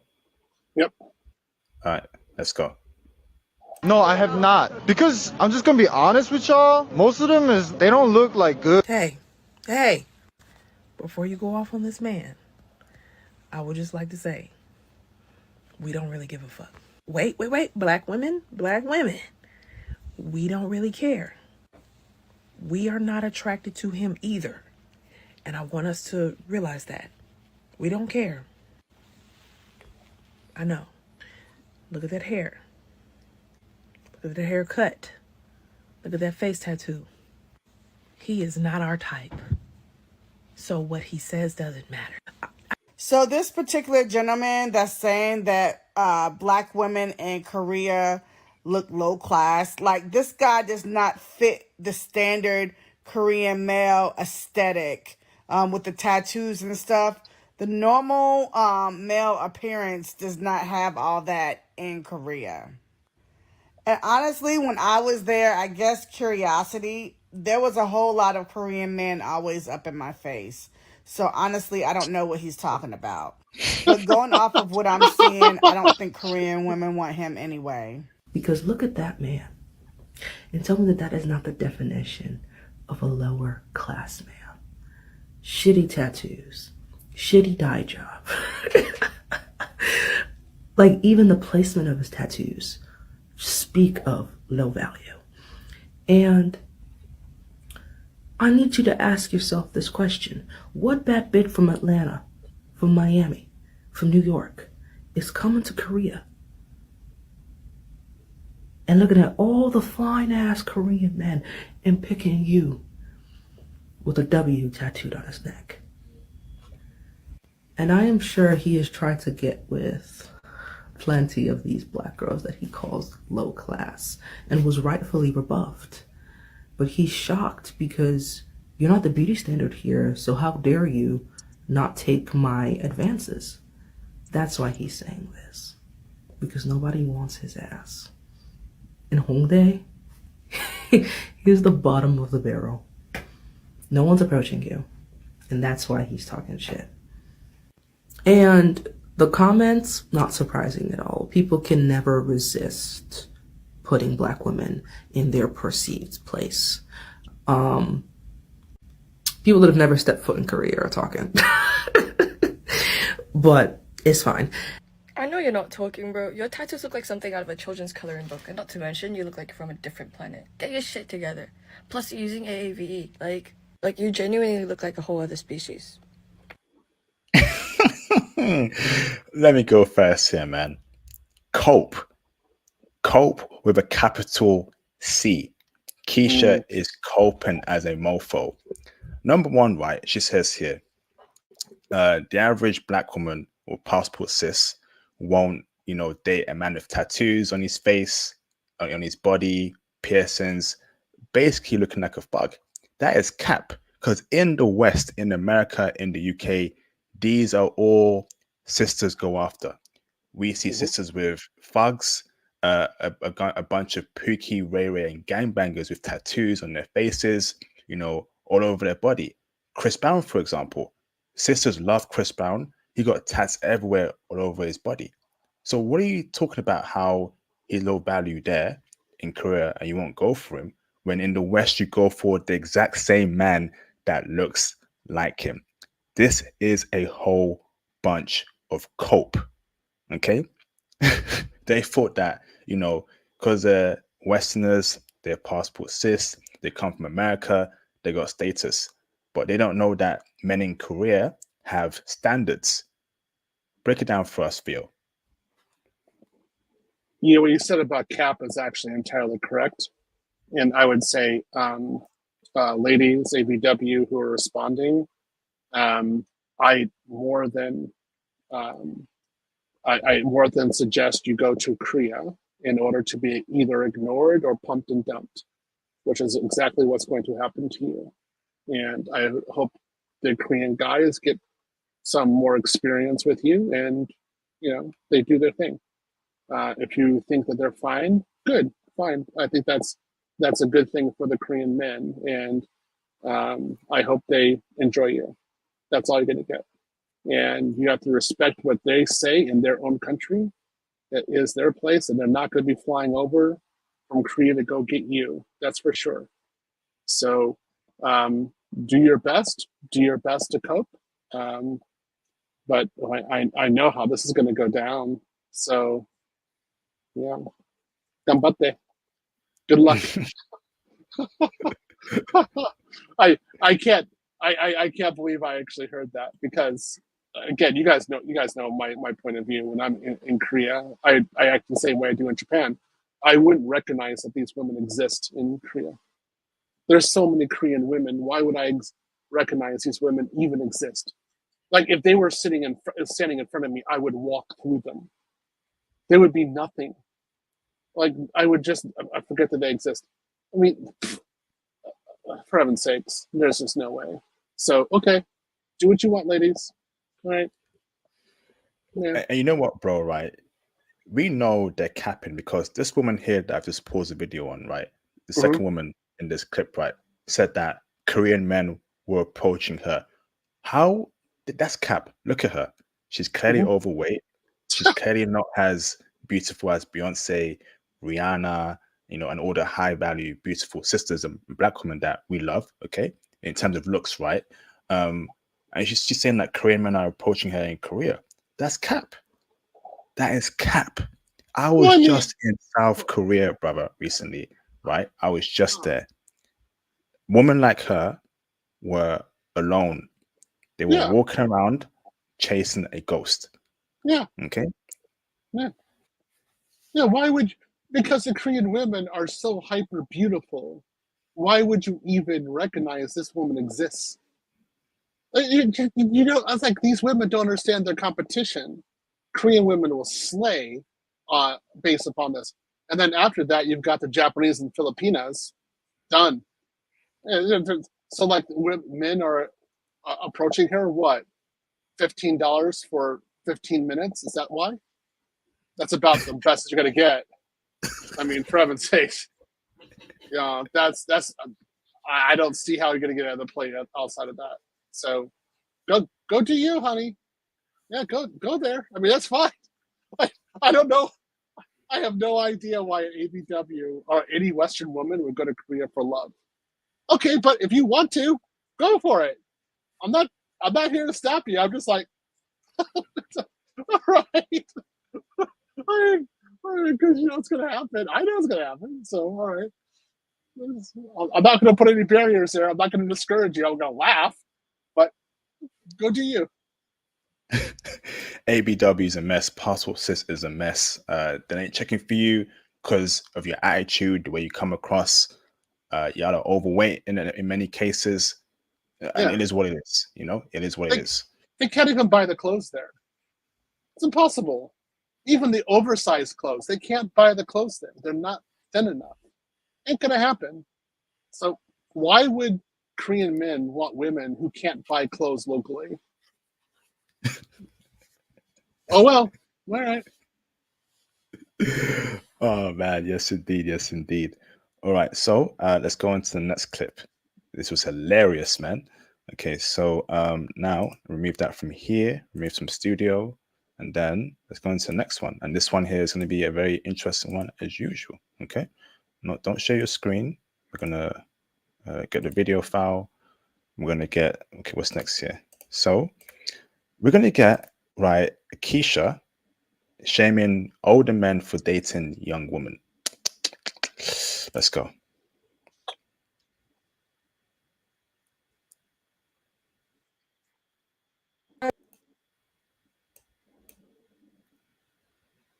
Date somebody your own age. Why aren't you doing that? Why? Why aren't you dating women your own age? Some women, not all. Not all. Some women be pretty when they young. When they get older, they be looking bad. There's The something older wrong with women that don't dynamic. be fit. They don't be friendly. They don't be feminine. They don't be cooperative. So men in their and women they in their don't be 40s aren't. submissive. A lot of times, Yo, men and want to people- date somebody so much younger because y'all be wanting somebody to train. That's what Yeah, it is. yeah, sometimes. And men say that. Hey, Women hey. are not things to train. Well, you could train up. It said train up a child in the way they should go. But that's why y'all be wanting to date children. No, but that's why y'all be wanting to date children. So listen, I see older guys date young girls all the time. You understand? We do, but that doesn't say that there's nothing wrong with that, though. Just because it's normalized does not mean that it's okay. You go there first, Theo. Break it down for us. I didn't know zombies could talk that much. I don't date zombies. It's the way it is. They're undead. Once they get to a certain age, they're undead. We don't look at them anymore. If they have an issue with that, I don't care. I don't date undead. It's the way it is. So, yeah, we don't date these women at this age. If they don't like it, they can deal with.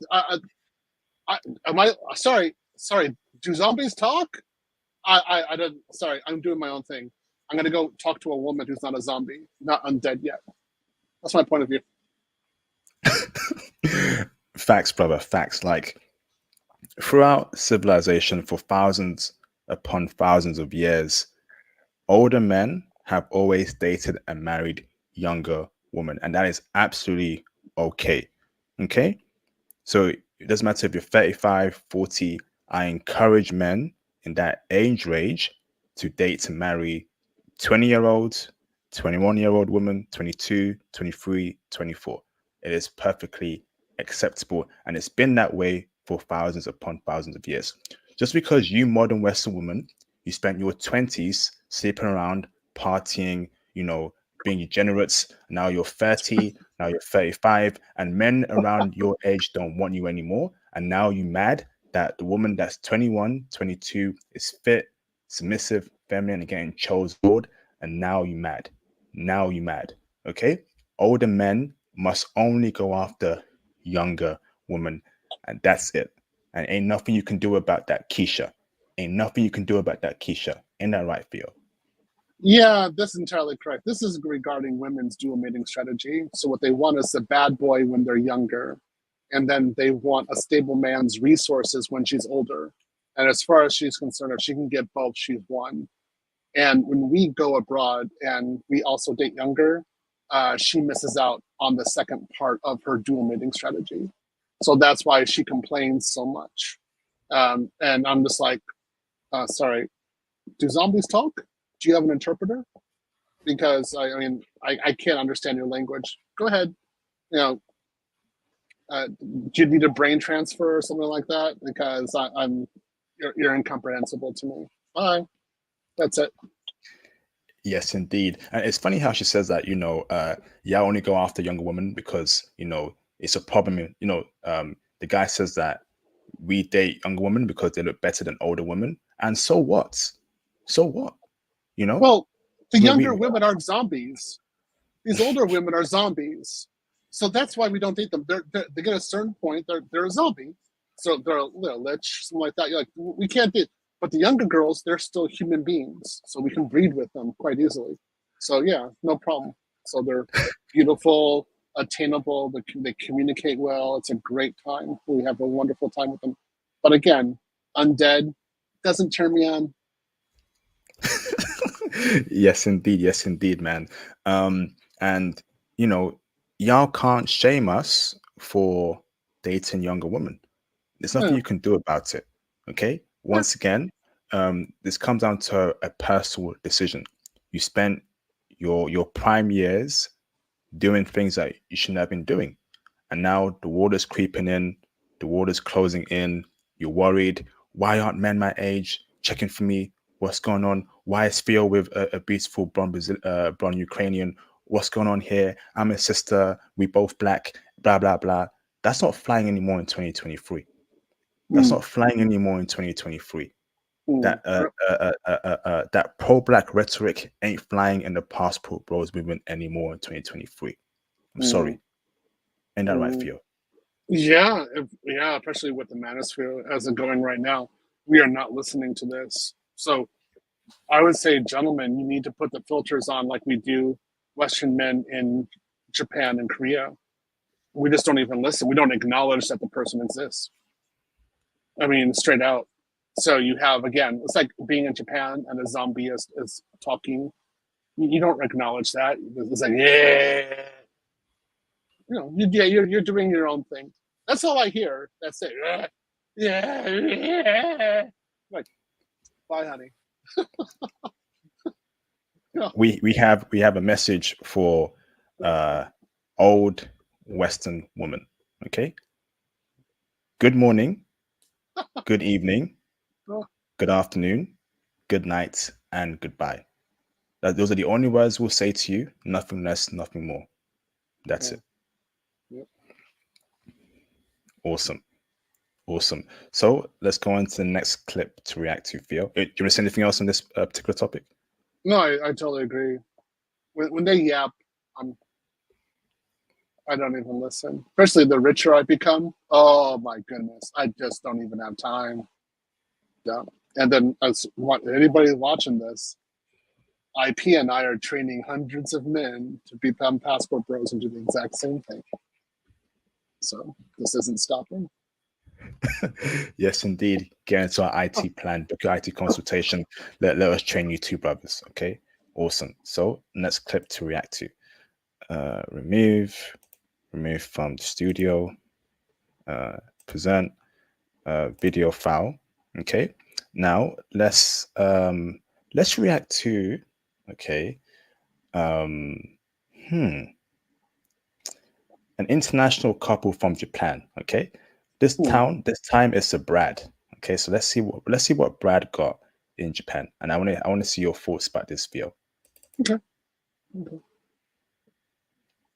The UK.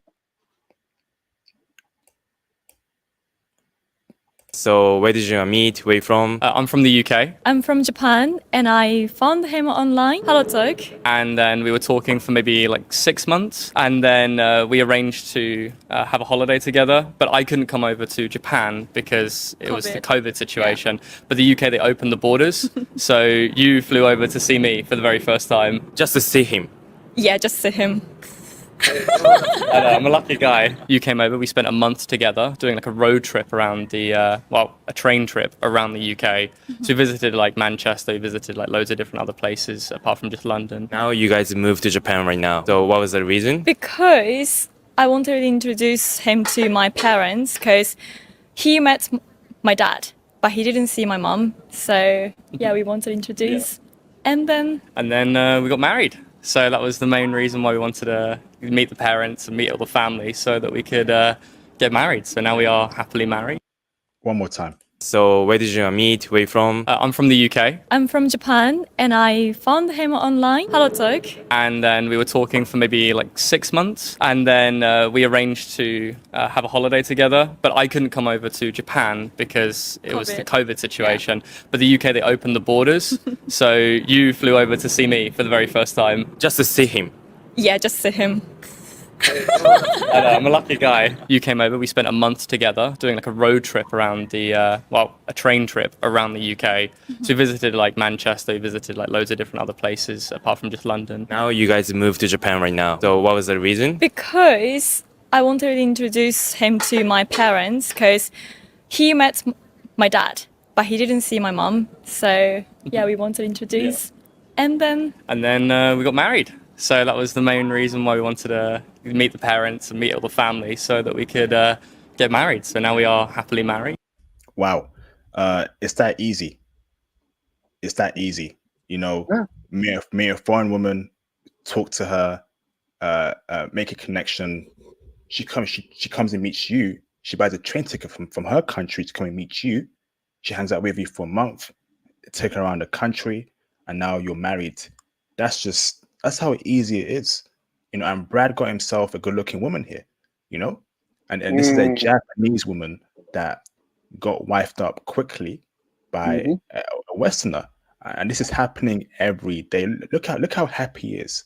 Look how happy she is, you know. And I want that for passport bros throughout this movement, you know. Break it down for us, Theo.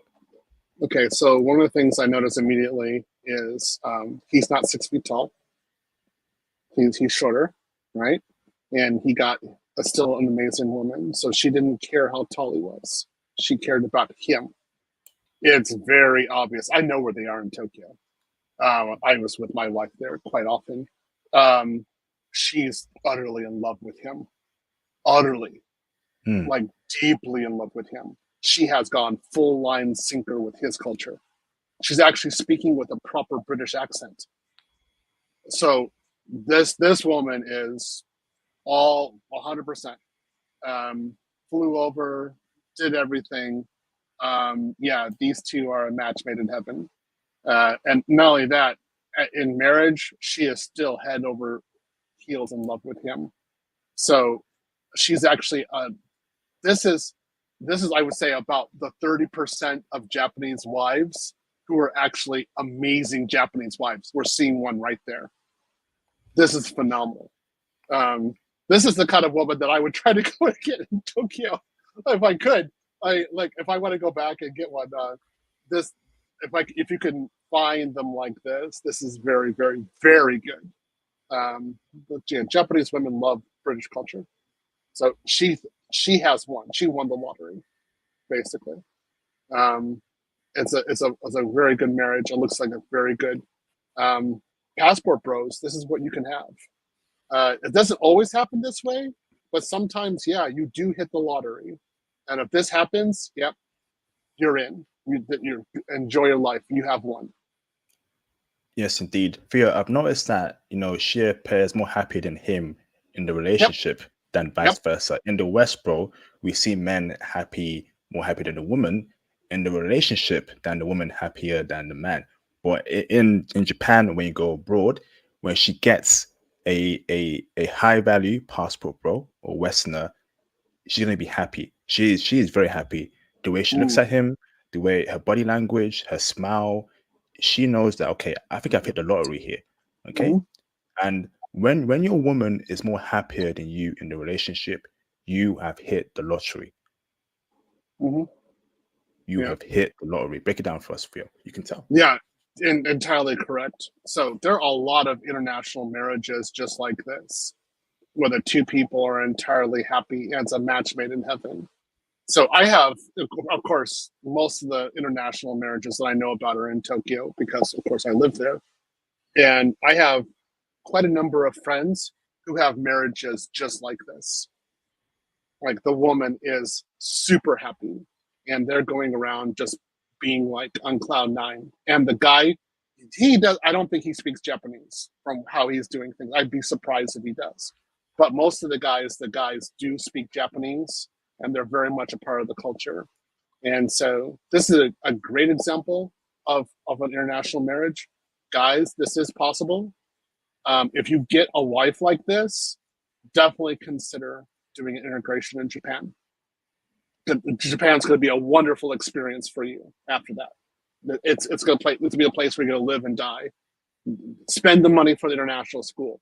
But the thing is that I want to say, this Japanese woman is going to be such a great wife. She's already a great wife, but she's going to be such a great mother. You can probably send your kids to a public school. It's not going to be an issue. That's going to save you a lot of money. So why not go for it? Damn. There you go, brothers, man. Passport Bros is the future, the movement, and it is now time for you to become a passport bro. Book your applications, get your passport, get into IT, book a consultation with me, go on the mentorship plan. Let's get you out there to experience what this guy's feeling. You can tell he's happy. She's even more happier, and that's why I want for you, passport bros. Yeah, she's happy. I mean, she's very attractive. She's beautiful. I mean, this is he won the lottery there. Yeah. Look at that, man. Okay. What about how she's dressed, bro? Normal, especially Tokyo. Yeah. That's how you should dress. Especially he's dressed appropriately. She's dressed appropriately. She's I guarantee you, she's showing him off. He's the prize. Like he's the trophy. He's a trophy husband. Yeah. I want to know, you guys. There's a lot of Japanese women. They really love you. They show you off as a trophy husband. I know this happening quite a few times. Where like if you're a boyfriend to them, and that she really likes you, you'll be the trophy boyfriend from then on, and it's a great experience. Like get ready for heaven. It's gonna be great for you if that happens.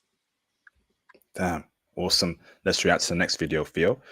Remove from here. Okay, remove from studio. Now let's get another crazy Western woman who talks that jazz. Okay, so we have one that was an imposter, masquerading as a foreign woman and scamming men, brother. It's wild. Check it out, brother. Yeah. You can see the screen, yeah? Oh my God. I can't believe this, bro. Look. Okay.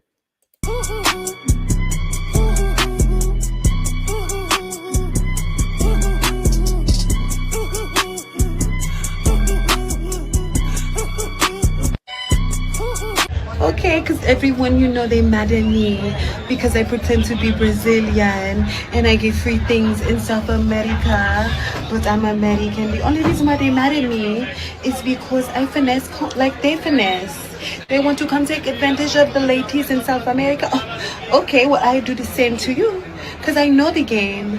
I know the free game. Don't be mad at me, be mad at the game. Mwah. I didn't do anything wrong.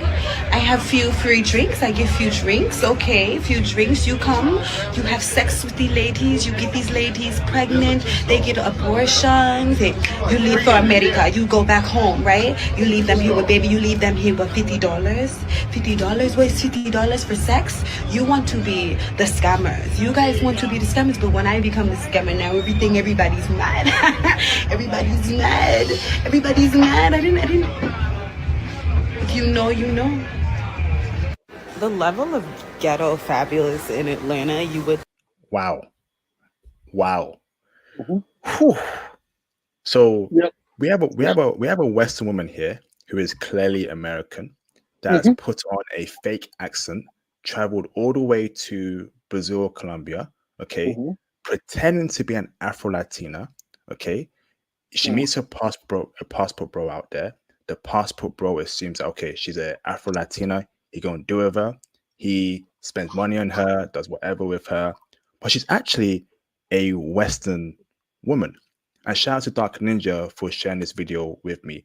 Dude, this is crazy, brother. We have because the passport bro movement is getting so big, and men don't want to deal with West women anymore. These West women, brother, are now pretending to be foreign women and traveling to Colombia and playing a game and role playing, brother, and cosplaying as foreign women. What's your thoughts, Theo? What? Okay, so this is, gentlemen, guys who want to be passport bros. You need to take this point very seriously. This is why you take the Crimson Capsule before you go abroad. You do not go there as a blue-pilled man. You are Crimson Capsule first, straight out. Then you learn the language. You get a book. You do your vocabulary studies. You make sure that you know 2,000 to 3,000 words in that language before you even set foot. Also, make sure you know at least 300 verbs. Again, Portuguese verbs. I'm just giving you guys some examples. You need to do the work. So, when you go there, first off, you're only speaking in Portuguese. That's the way you should be doing anyway. It's easy to tell this woman's a strag. I know it instantly. I know to avoid that woman from a long distance. If you take the Crimson Capsule, you know not to spend money on women. So if you're going abroad and you're simping for women, you haven't learned anything. You don't go to another country and simp for women, spending money on them like that. It doesn't happen. You are crazy to do that. I have never, ever done that. Ever spent money on women abroad. Does not happen. If you are doing this, you're doing it wrong. So the reason why she was able to do this is because she met illiterate passport bros who were simps. That's why she's able to pull this off. Where I was in Brazil, I was in Sao Paulo. I wouldn't even talk to her. I wouldn't be in a place like that with her anyway. You know why? Because the way I do my game, the women were asking me out, or I was talking to them in very Brazilian areas, like the gym, like restaurants. And then I got their number or I got their email, some sort of text is going on, say we meet up at a place, we go there. I don't bring her back to my place, but we go to some place, we have some fun, right? We're not in a group setting and we're speaking only in Portuguese. Or in my case, I was speaking also in Japanese while I was there. Using the language gets rid of these strags. So guys, if you have a problem, this kind of possibility happens, that's on you. That's because you are uneducated and illiterate going abroad. You should not be having this issue whatsoever.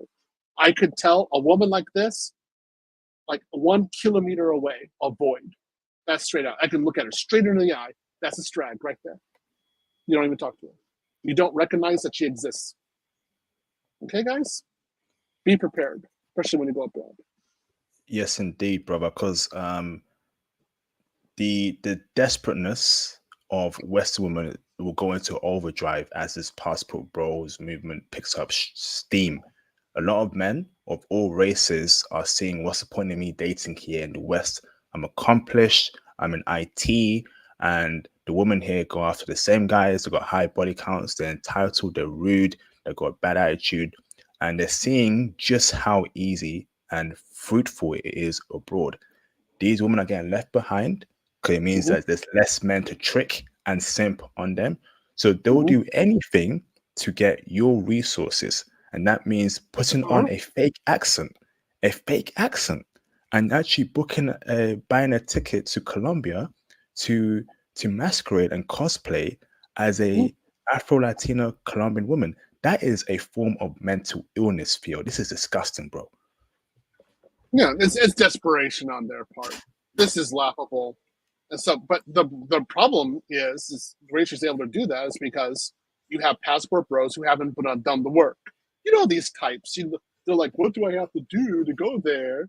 Can I use Tinder before I go there? Something like that. And then they're only using English. They're not a part of the culture. They don't speak the language, and they think they can spend some money. And these guys, they're not passport bros. As far as I'm concerned, they're illiterate foreigners who are sexpats. That's it. That's all I look at them. And they deserve to get this happening to them. So what she did was decided to be a strag who went to another country to find low-level passport bros in order to, or low-level sexpats or illiterate foreigners in order to take their resources from them, which is absolutely ridiculous. That's a loss for the man, loss for the woman. I guarantee you no Brazilian man going for that. Nope. Ain't gonna happen. No. And another thing, guys, I want you to understand this. If you're abroad, if you're with a native, the guy should be looking at her. So, no Brazilian going to be going for that. I know that. They ain't going to be talking to that. Nope. So they're going to be avoiding that because they know what that is. So if you don't see the natives trying to talk with her, you don't got a real McCoy. But guys, be smart. Study your language. This is why you get a book. You study 6 months the grammar, and you know how to speak the language. You do that 6 months before you get the plane ticket. Make sure you're ready when you land. You can speak the language. This is easy to vet. Easy. I've never had this problem abroad. Never. You know why? Because I can tell a Western woman a mile away. I avoid them. It's not I wouldn't even be communicating with her. Impossible. Nah, man. So, guys, up your game. You'll be fine. Yes, indeed. Thanks for that breakdown there, Theo. Awesome. So, a few more clips to react to. You're going to love the next one, bro. Remove from studio, present, video file. And, okay, so the next one here, brother, is, okay, so this one here, okay? 8. Becky. If a guy took me on a date to one of these chain restaurants for the first date, he would not hear from me again. Oh my God, you're shallow. All you care about is money. Oh my God. Like you want him to take you to the stores in Vegas and open them after hours so you can pick out 12 bags. No, I understand that I can come off as bougie. That's not what this is. You can't take someone to a chain. You just can't.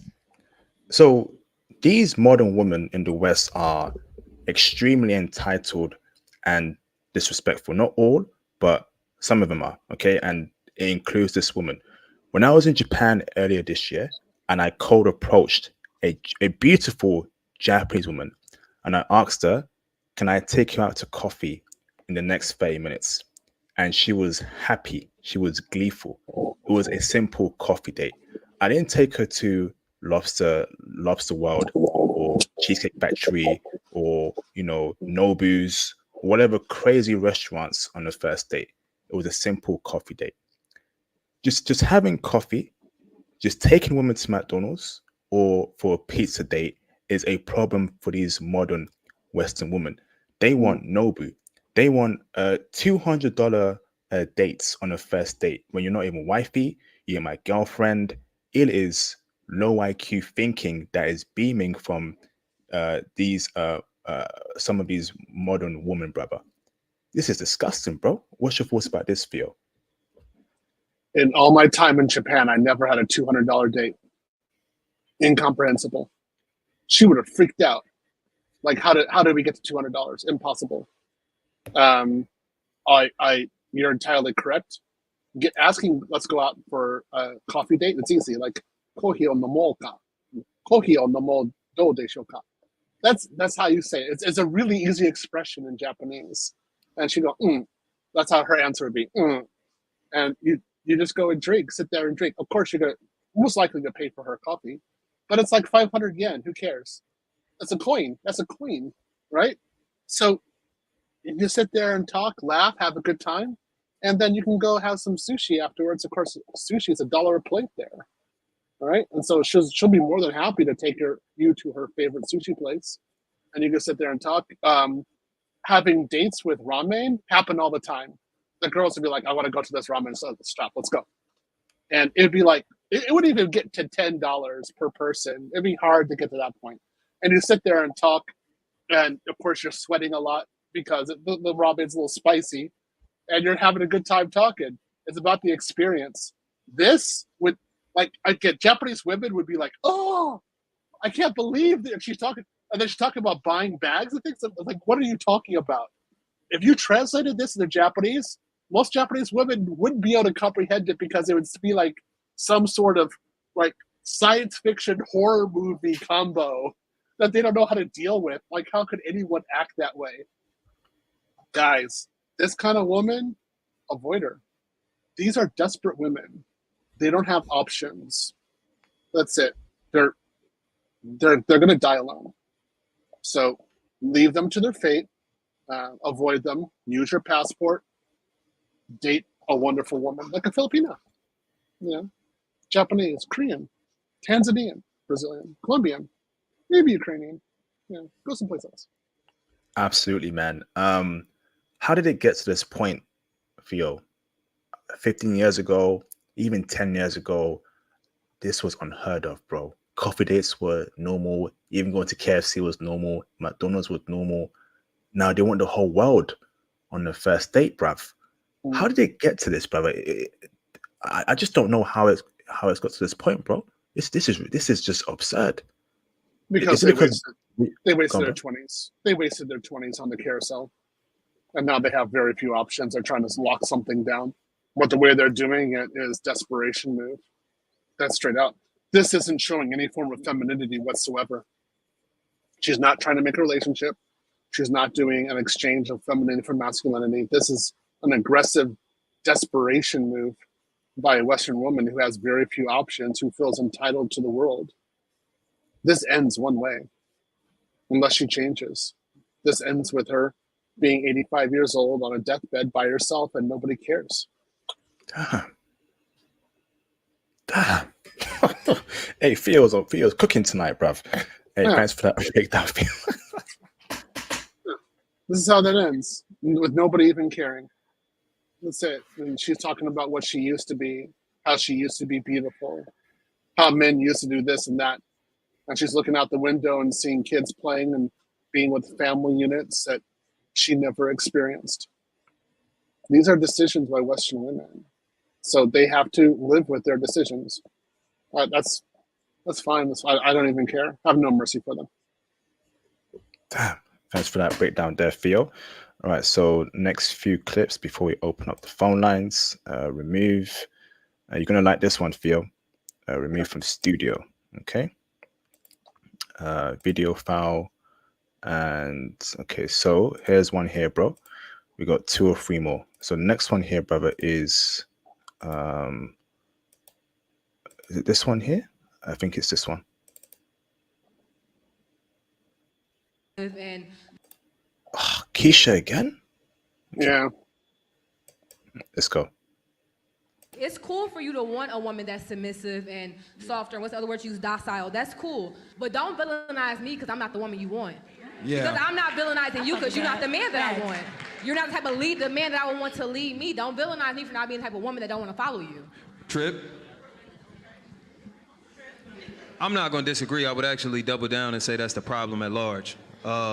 Because it becomes hard for us to have this conversation because there is a whole group of women that villainize men for being broke, that villainize men for not leading properly, that villainize men for not showing up in the way that they feel, just like it's a group of men who villainize women for having a child out of wedlock, for too many, for not enough, for doing whatever they do, you feel me? When people attempt to have a sincere conversation, but the loudest voices are the ones doing the most damage, it becomes hard.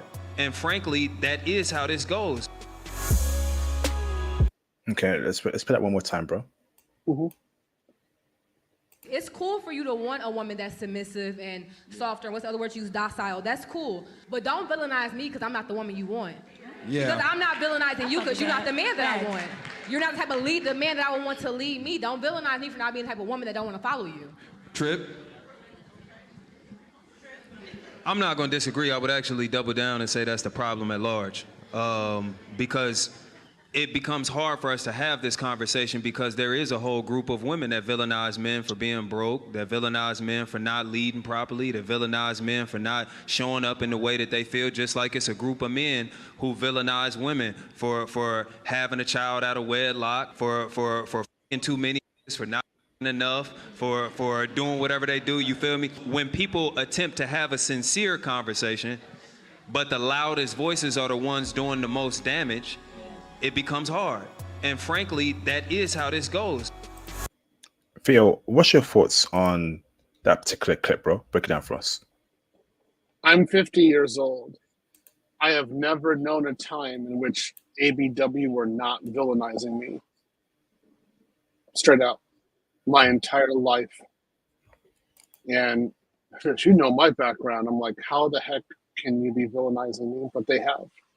The entire time. And so if they are having problems with us speaking our voices now and talking about our preferences and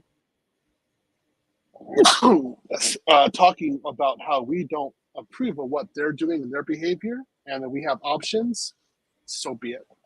They deserve it. And if they feel like they're being villainized, tough. Yes, indeed, Theo.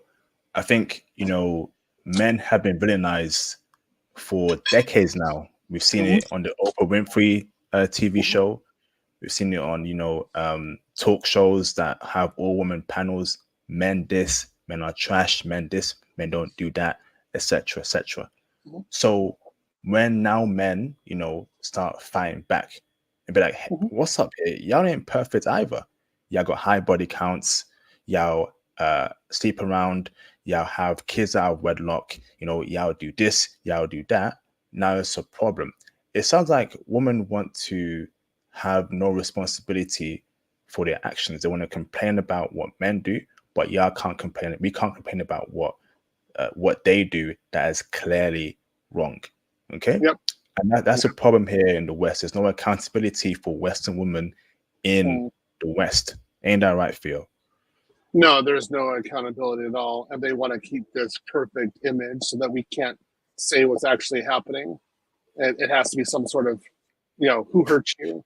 Who did this? Who did that to you? Instead of they're trying to silence us from actually saying what's actually happening. And how long was the silencing happening? How long did that occur to us? A long time. Without this fear, we wouldn't be able to talk and say what's actually happening unless we were actually in another country, like I did in Japan. Like we were actually talking about these problems in Japan with Western women because they don't have the ability to silence us there. So I would say, guys, this is a bunch of propaganda. They don't like that we have opinions also. A lot of these Western women are trying to change our opinion and dictate how we should think, act, and love, whereas they can do anything they want. This is BS. But it's been going on, not now, it's been going on for decades. So it's time for us to talk the way we want, say what we want, use our passports, find the women that we want, and forget that Western women exist. Yes, indeed. Yes, indeed. Theo Waff with that great breakdown there. Brothers, do what you want, get a passport. And even though you have a passport and you're dealing with foreign women, feel free to continue to criticize just how, awful modern Western women are in the dating scene. You have every right to do so. Because even though they're going to be so-called passport cis and dealing with, Jamaican men, they're still going to be complaining about how West men ain't ish. They didn't do that for me. Blah, blah, blah. Okay? Yeah, no, you're right. Yeah, it's entirely right. I'm done with them. That's it. I mean, I've been done for a while, but now I'm super done. I mean, I would say the callousness is so bad that, again, like before, if they were having problems with this or that, I try to help them out. Now it's not even that. It's like, figure it out on your own. I'm not giving you any resources at all. I'm not even giving you time. At this point, I'm not even acknowledging their text messages. Nothing. You can figure it out. Yes, indeed. Yes, indeed. Next one, Theo, you're gonna love. And it's a shame that Demswood ain't here. I think you probably know what's gonna be that, Theo. So let me present and let me get the video file here. Let me get this woman up in here. Okay, where is she? Look at this, bruv. Steve? Oh, oh, let's go. Can you introduce your background? I'm Christy. I was born and raised in Japan. My father is from America, New York. Then my mom's from Nara, Japan. I was struggling to have dual culture, Japan and America. My identity is here, but my face and my race and my blood is over there, right? I still don't know. I'm still figuring out. You talk with your dad. That's how you learn English. No, he can speak Japanese so fluently. My childhood, everything was Japanese. The reason why I learned English is my grandma. I couldn't communicate with her. I put my father between us. Then he translated her English, then to Japanese. That's really sad, right? That's the biggest reason why. Can you introduce yourself in Japanese? 私はクリスティって言うんですけど、幼稚園だけちょっと向こうにいたんですけど、本当の日本語の状態で日本に帰ってきて、で英語も喋らずに育ってきて、っていうので海外に行こうと思って海外に行き始めて英語を勉強するようになりました。Bruv, this chick she's fine, right? Only thing is that belly piercing, I don't like that. That's normally signs of something. But if we take that out and look at her from pure aesthetics, this is a half black, half Japanese woman. This is what you get in Japan. When I was in Japan this year, I saw good-looking, half black, half Japanese woman. She is pretty, and you will even find prettier Blasians out there in Japan, bro. But what's your thought about this particular woman? I mean, depending on her values, I mean, she's obviously marriage material. It's instantaneous. But I don't know how her values are. But of course, right? But like her intelligence, who she is, her background, her beauty, it's off the chart. So I would go for this kind of woman. I mean, let's say this: if I were in Japan and I were hitting on Japanese women, and then this kind of woman came in and she was speaking Japanese, yeah, I'd be coming over to her. But see, the thing is, I know that so would all the Japanese guys, and so would all the foreigners. They'd all be hitting on her straight up. Especially when she's talking. Oh yeah, her Japanese is good. Wow, I was listening to her Japanese. I was like, holy, oh my God, she speaks like I do. So that's just really good. Man, she's beautiful too. Her appearance, oh my God, she's so beautiful. So yeah. Would you pick her, brother, over a blonde white woman from Ukraine? Yeah. What? Yeah, like that. Yeah, instantaneous. Yeah, it's done. It'll be a done deal. It'd be like, oh yeah, I definitely noticed her on the train. If she were on the train, I go directly to her and start talking. I could tell that she's a Blasian. So you didn't see much women like her when I was there. You saw more than I did. Most of the time, you just see like half white, like they say half white, half Japanese, and usually they had so much competition that I wouldn't even consider. But a woman like this, oh my God, she's like totally fine. So yeah, great. Wow. Yeah. No. Listen, man, bruv. If I met a chick like this, man, half black, half Japanese, feminine, submissive, conservative, she's number one for me, man. She's number one for me, bruv. I mean, brother, I need me a Blasian. I need me a Blasian, bro. I ain't gonna lie. Yeah, like when I'm thinking, like seeing this, I'm thinking like, like I should get my gym game on and then go to Japan in May This is what if I wanted to hunt these kind of women, I'd go there in May, and I'd definitely hunt these chicks down if I could. Now you got my mind thinking, IP. What do you do, bro? How'd you get this? I didn't see this on YouTube. This is a pretty good clip. Yeah, I'm serious. I get down. I'd lose a few stone to go date a woman like this. If they're there, this is better. She's better looking than a lot of that like half Brazilian, half Japanese women I met. Mm-hmm. She's got herself together. So there are more women like that there. Oh my goodness. I know that a lot of Japanese guys, it would take a really confident Japanese guy to date her, even to approach her. But for us, boom, it happened. We'd have no problems. We just go and straight talk to her. Brother, she got a belly piercing. Is that a red I don't flag for care. you, bro? There's Japanese girls who have belly piercings. That's fine. I don't care. Like she's at least like 5 dates to sit and talk and listen to her story. That's at least, and so you get to see who she is, right? So that's how long I would invest some time into this woman. But I know where she's at too. I'm pretty sure she's in the Yotsuya area. So she's, yeah. This is somebody you would invest some time into. Get to know her. Get to know her story. Get to see what makes her laugh. Things like that. Yeah. This is Put some time into her. She looks decent quality. And Garrett, I doubt that she's doing the carousel in Tokyo. What area is that in Tokyo? What area is that? She's in I'm pretty sure she's in Yotsuya area. Okay. So she's in like real central. It looks like she's not that far away from Sophia University, which is one of the best universities in Tokyo. And so if she's going there, which I'm pretty sure she is, that's like prime high level Japanese woman. Yeah. What about the crop top? But I see some skin there, her stomach, and that crop top there, brother, is too out there, bro. Is that a problem? No. Japanese women wear this kind of stuff too. I dated them looking like this. Yeah, it's fine. Especially Kanagawa girls, Yokohama girls. This is how they look. Yeah. So it don't mean they're hot. They're 3 or 4s.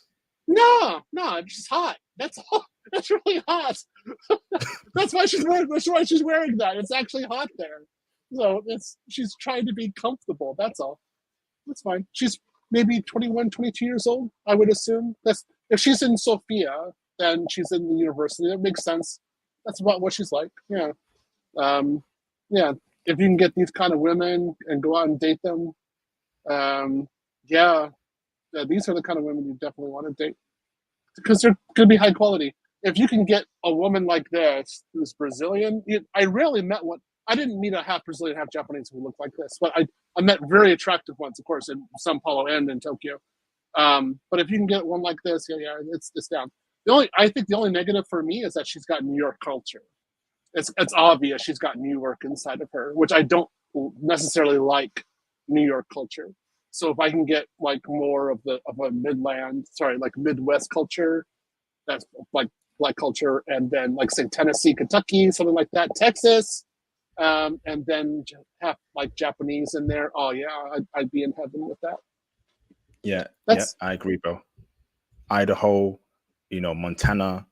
Yeah, perfect. Yeah, yeah. She's the less black she is, the less black culture, the better. And I know that sounds a bit but think about it, right? Black culture, Nicki Minaj, rap music, N-word use, being a fart, twerking. I don't want that near ablation. I want her to be, still in touch with her black side, but not in deep with that rap black culture, which is toxic in my opinion. Ain't that right? Yeah, I definitely agree. Yeah, I 100% agree with her. So again, there's I agree with you. I kind of agree with you. So again, guys are in shock. Like, what? You would date her more than a blonde? Yes, I would date her more than 100% ethnic Japanese. I would go for her in seconds if I can find her. The only reason I on these streams and again our classes why I don't talk about these kinds of women is that they're so rare to meet them. There's not a huge population of them. Most of the women you're going to meet are Japanese because it's Japan. So the second one you're going to get is going to be Korea, and you have to go to certain areas to get like half Chinese, half Korean, half Japanese, or full 100% Korean. There's a lot more of them than there are Malaysian. But if you can find a Blasian, anyone like this, oh, that's heaven. You gotta get this at 007. Oh, he'd be in love with this. Oh my goodness. Yeah, that might actually get him to go to Japan. Like say, hey, there's some women like this over there. He'd be like, okay, I go, boom, he'd be there. Yeah, this is good quality. Oh yeah, I'm down with this. Yeah. Awesome. So, one more clip to react to, and then we open up the phone lines for your WAF. Okay, so remove that, and then remove this from the panel. Okay, and then this is a very funny one. And it's going to show you, Theo, just how delusional these Western women are. So invite, present, video file, and here it is. Okay, so look at this. I like.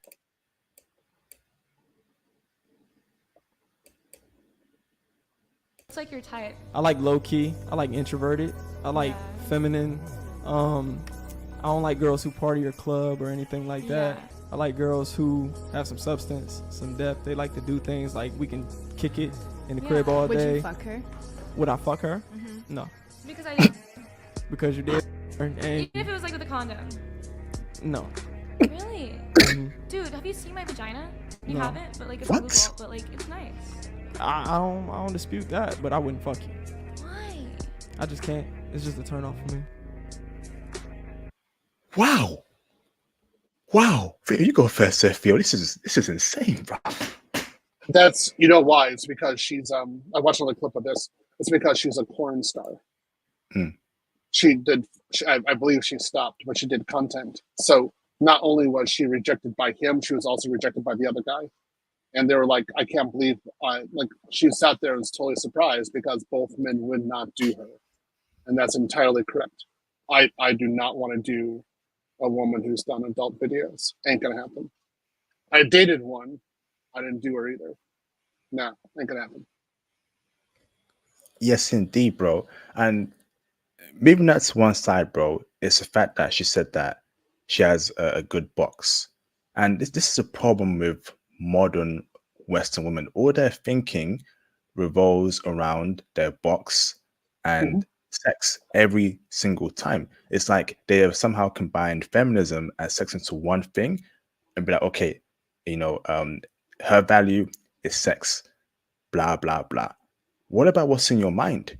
What about you being a good wife, a good woman, caring, nurturing, submissive, feminine? It's all about she's got a good box, therefore, he must want her. And this clip showed you here that, the brother checked her. I don't care if your box is good. You're a corn star. You ain't coming near me. And we need more men like that, bruv. The less men that are obsessed with box, that put box over everything, the better it is for society as a whole, even Western society. Don't be a slave to the box. Don't think of your little brain. Think up here. Okay? A very powerful man is someone that isn't driven, okay, and doesn't let sex control him. Don't let it control you. I guarantee you, the average guy, right, in that room would have taken her out and smashed her within the next hour in her apartment because they're so goddamn thirsty. There's power in rejecting sexual advances from women. There's power. Ain't that right, Theo? Yeah, but there's also with that discipline, you're going to build resources, and ultimately, it's a discipline and resources that the woman is going to go for, and she's going to bring very little to the table.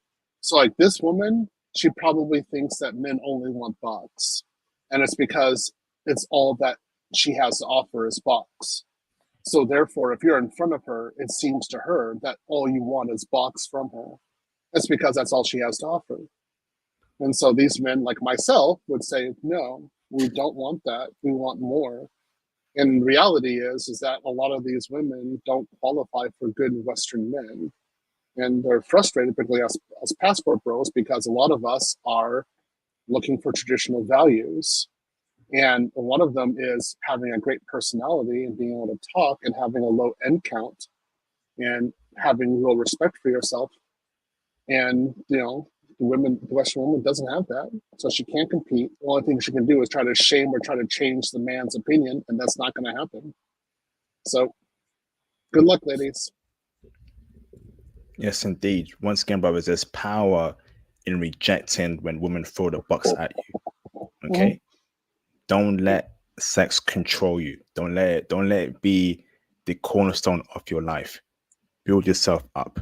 Get resources, crypto, IT, become a better man physically, mentally, spiritually, and socially. Don't allow your life to be revolved around box, okay? Because you don't want to end up as someone just smashing, any woman that comes your way. Hell no, we ain't gonna smash no corn star up in this mofo. Nah, No, bruv. no, not at all. I ain't doing that, bruv. No. Like my Japanese wife, she never once said anything like that about her body parts. No. I knew about her childhood, though. I knew about her inner world. I carried her inner world in my mind for years after she was gone. And that's something that's valuable. These women, they're not salvageable. How can you work with that? It's impossible. It's going to take her a good decade, at least. I think she's like 19 or 20 years old right there.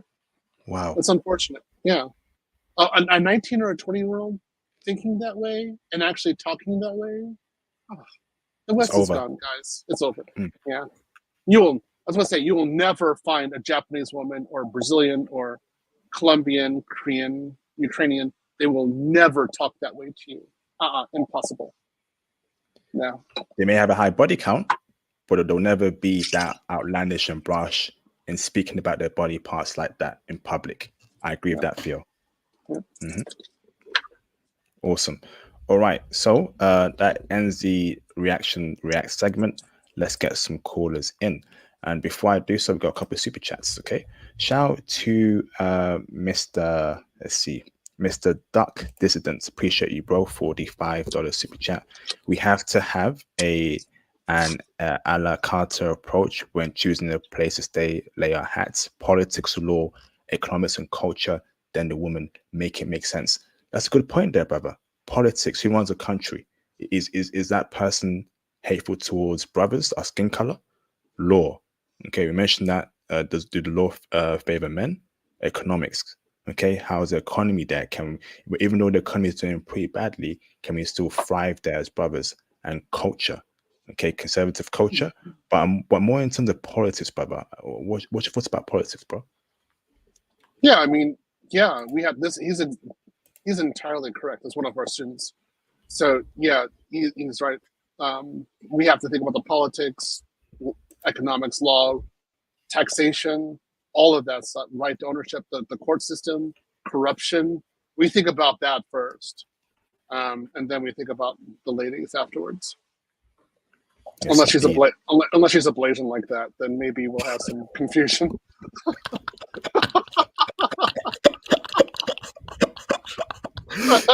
That's a hard one. Then, like, I have a short circuit in my brain. I can't.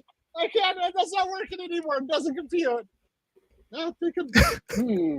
Brother, hold on.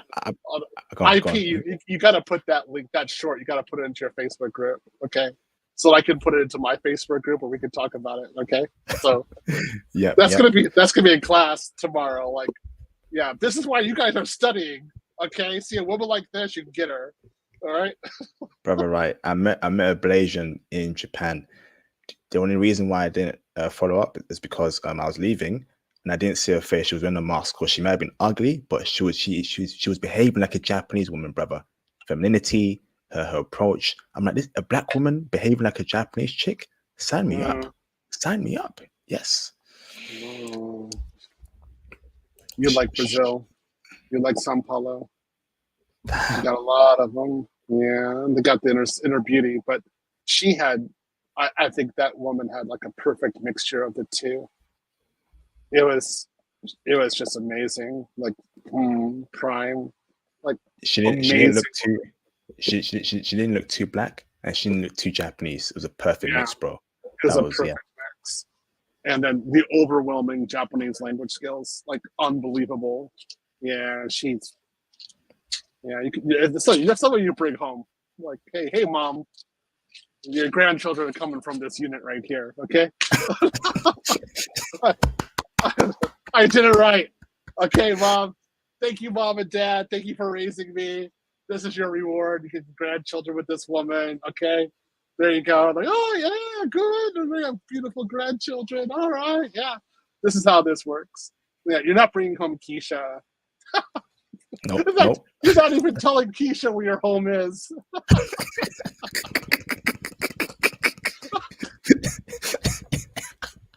Hey, brother. Hey, Theo, you're a naughty guy, bruv. You're a naughty guy, fam. You are a naughty boy. Oh my goodness, bruv. Oh yeah. You are a Yeah. naughty man. Flipping heck, bruv. It's just the way it is. So, you gotta protect yourself at all times, man. So there's no way. It's like, sorry, bro. Like, you want to know where I live? Oh, I'm sure you'll figure it out one day. Okay.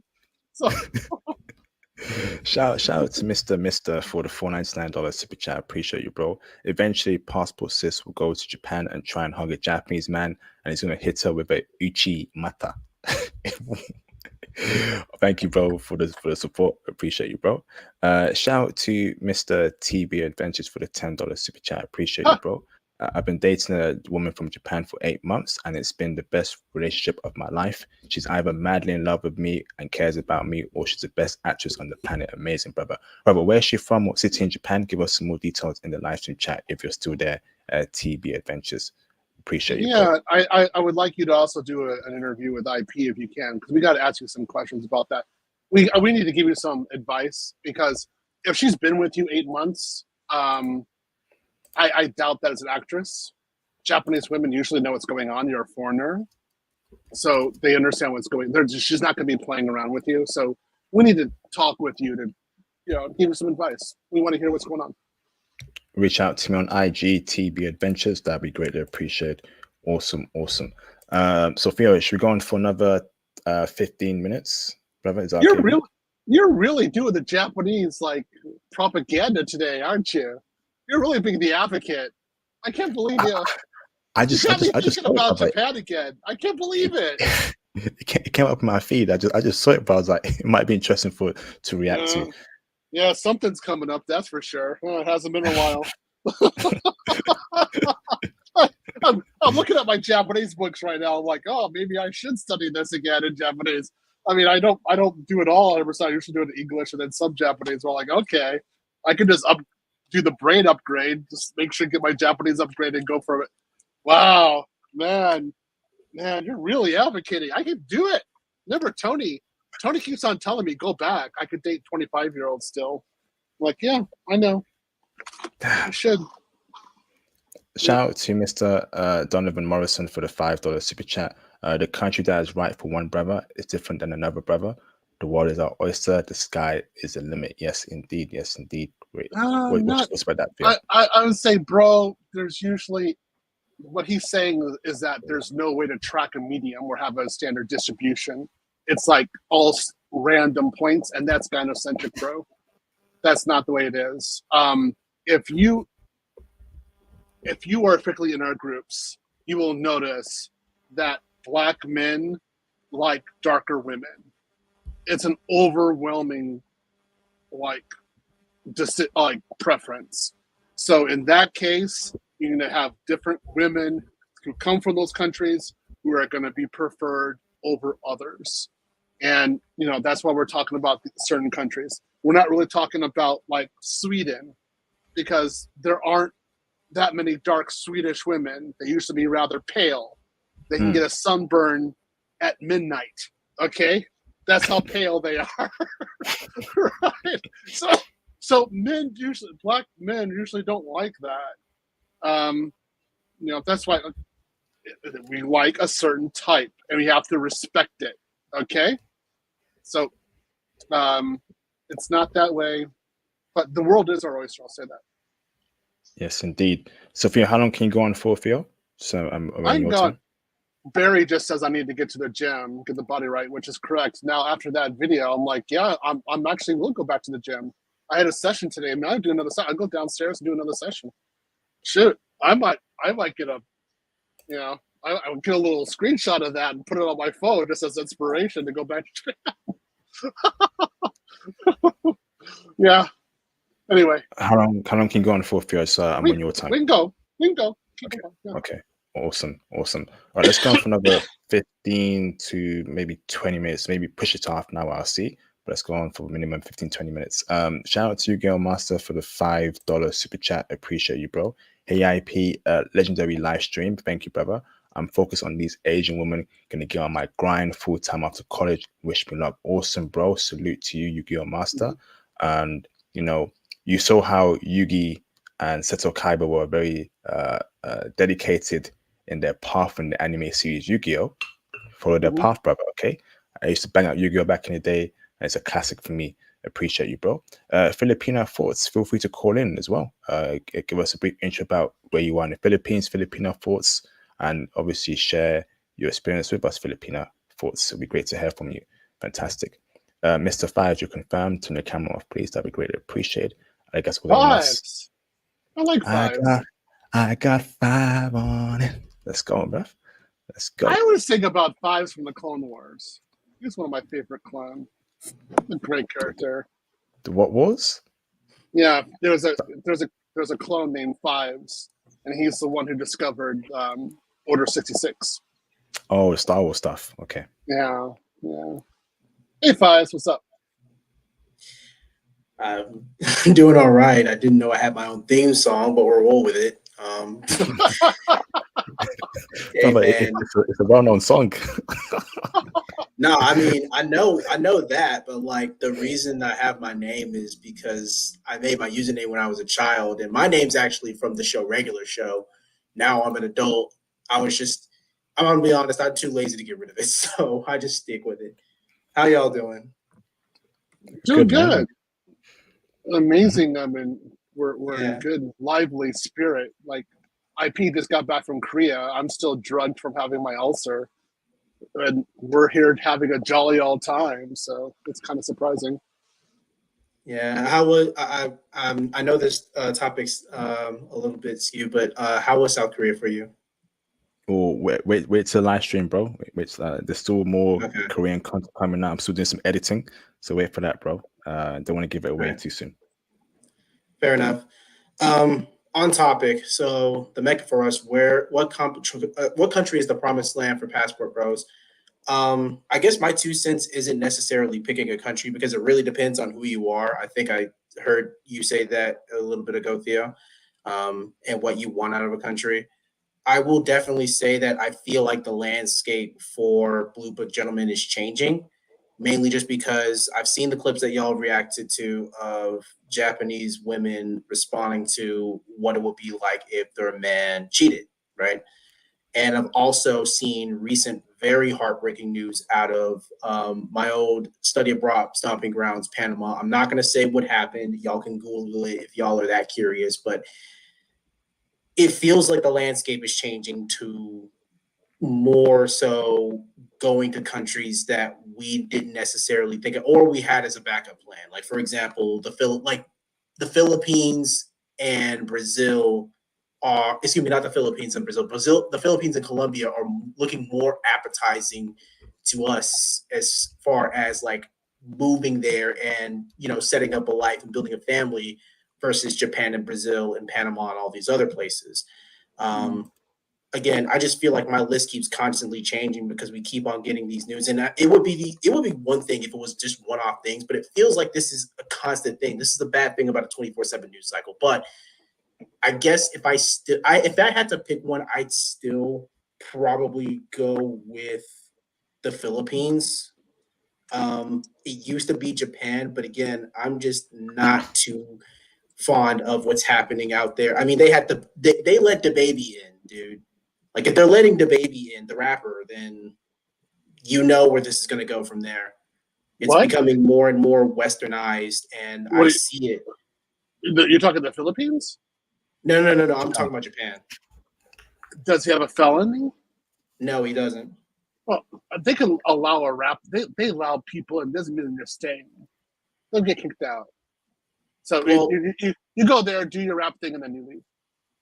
Right, but I think more so what I'm talking about is that what usually goes with him, like what comes with him as more people start visiting these places, the culture and the impression. And we just had that incident with the guy who shall not be named.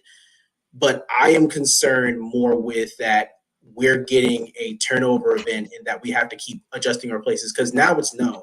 So that's my two cents on why. The Japanese culture is very rigid. I mean, it's flexible, but it's rigid. It stays at a certain level. So you can go there and act a fool, and they'll be like, "Oh, okay, act a fool. Okay, good. You're a foreigner. We're watching you.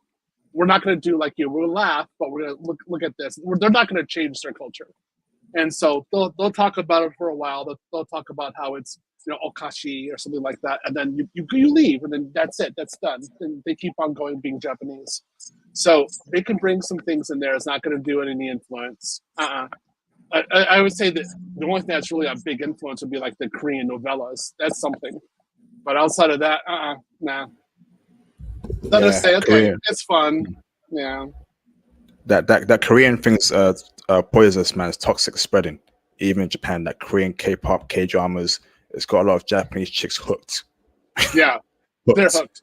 Grandmas are hooked. They're totally into it. And I'm like, all right, that's fine. I mean, that's, I'm not going to have any words about it because you got these gorgeous Japanese women who are all around and they're still talking to us. So I got plenty of options. I don't care. I don't know. It's kind of hard to give a response to that one. They're just not going. The Japanese aren't going to go down the wrong road. They'll be all right. I mean, aside from that, there's also that island that popped up that a lot of people are saying, for lack of a better term, smells like needs some freedom. Which, God, I hope not. I really hope not. Which island? Oh, y'all, you didn't hear? There was a volcanic eruption that formed a new landmass near Japan.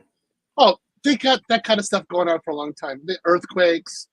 You haven't been there. I don't know how many earthquakes I've been through in Japan. I'm like, okay. Typhoon comes in. Okay. It's like great. It's like the city gets an enema. I love it. So I'm like, yeah, bring another typhoon in. Yeah, we can see Mount Fuji. Cool. So it's you get used to it. That's just the place is volcanic. Stuff like that happens. It's fun. We go and talk about it.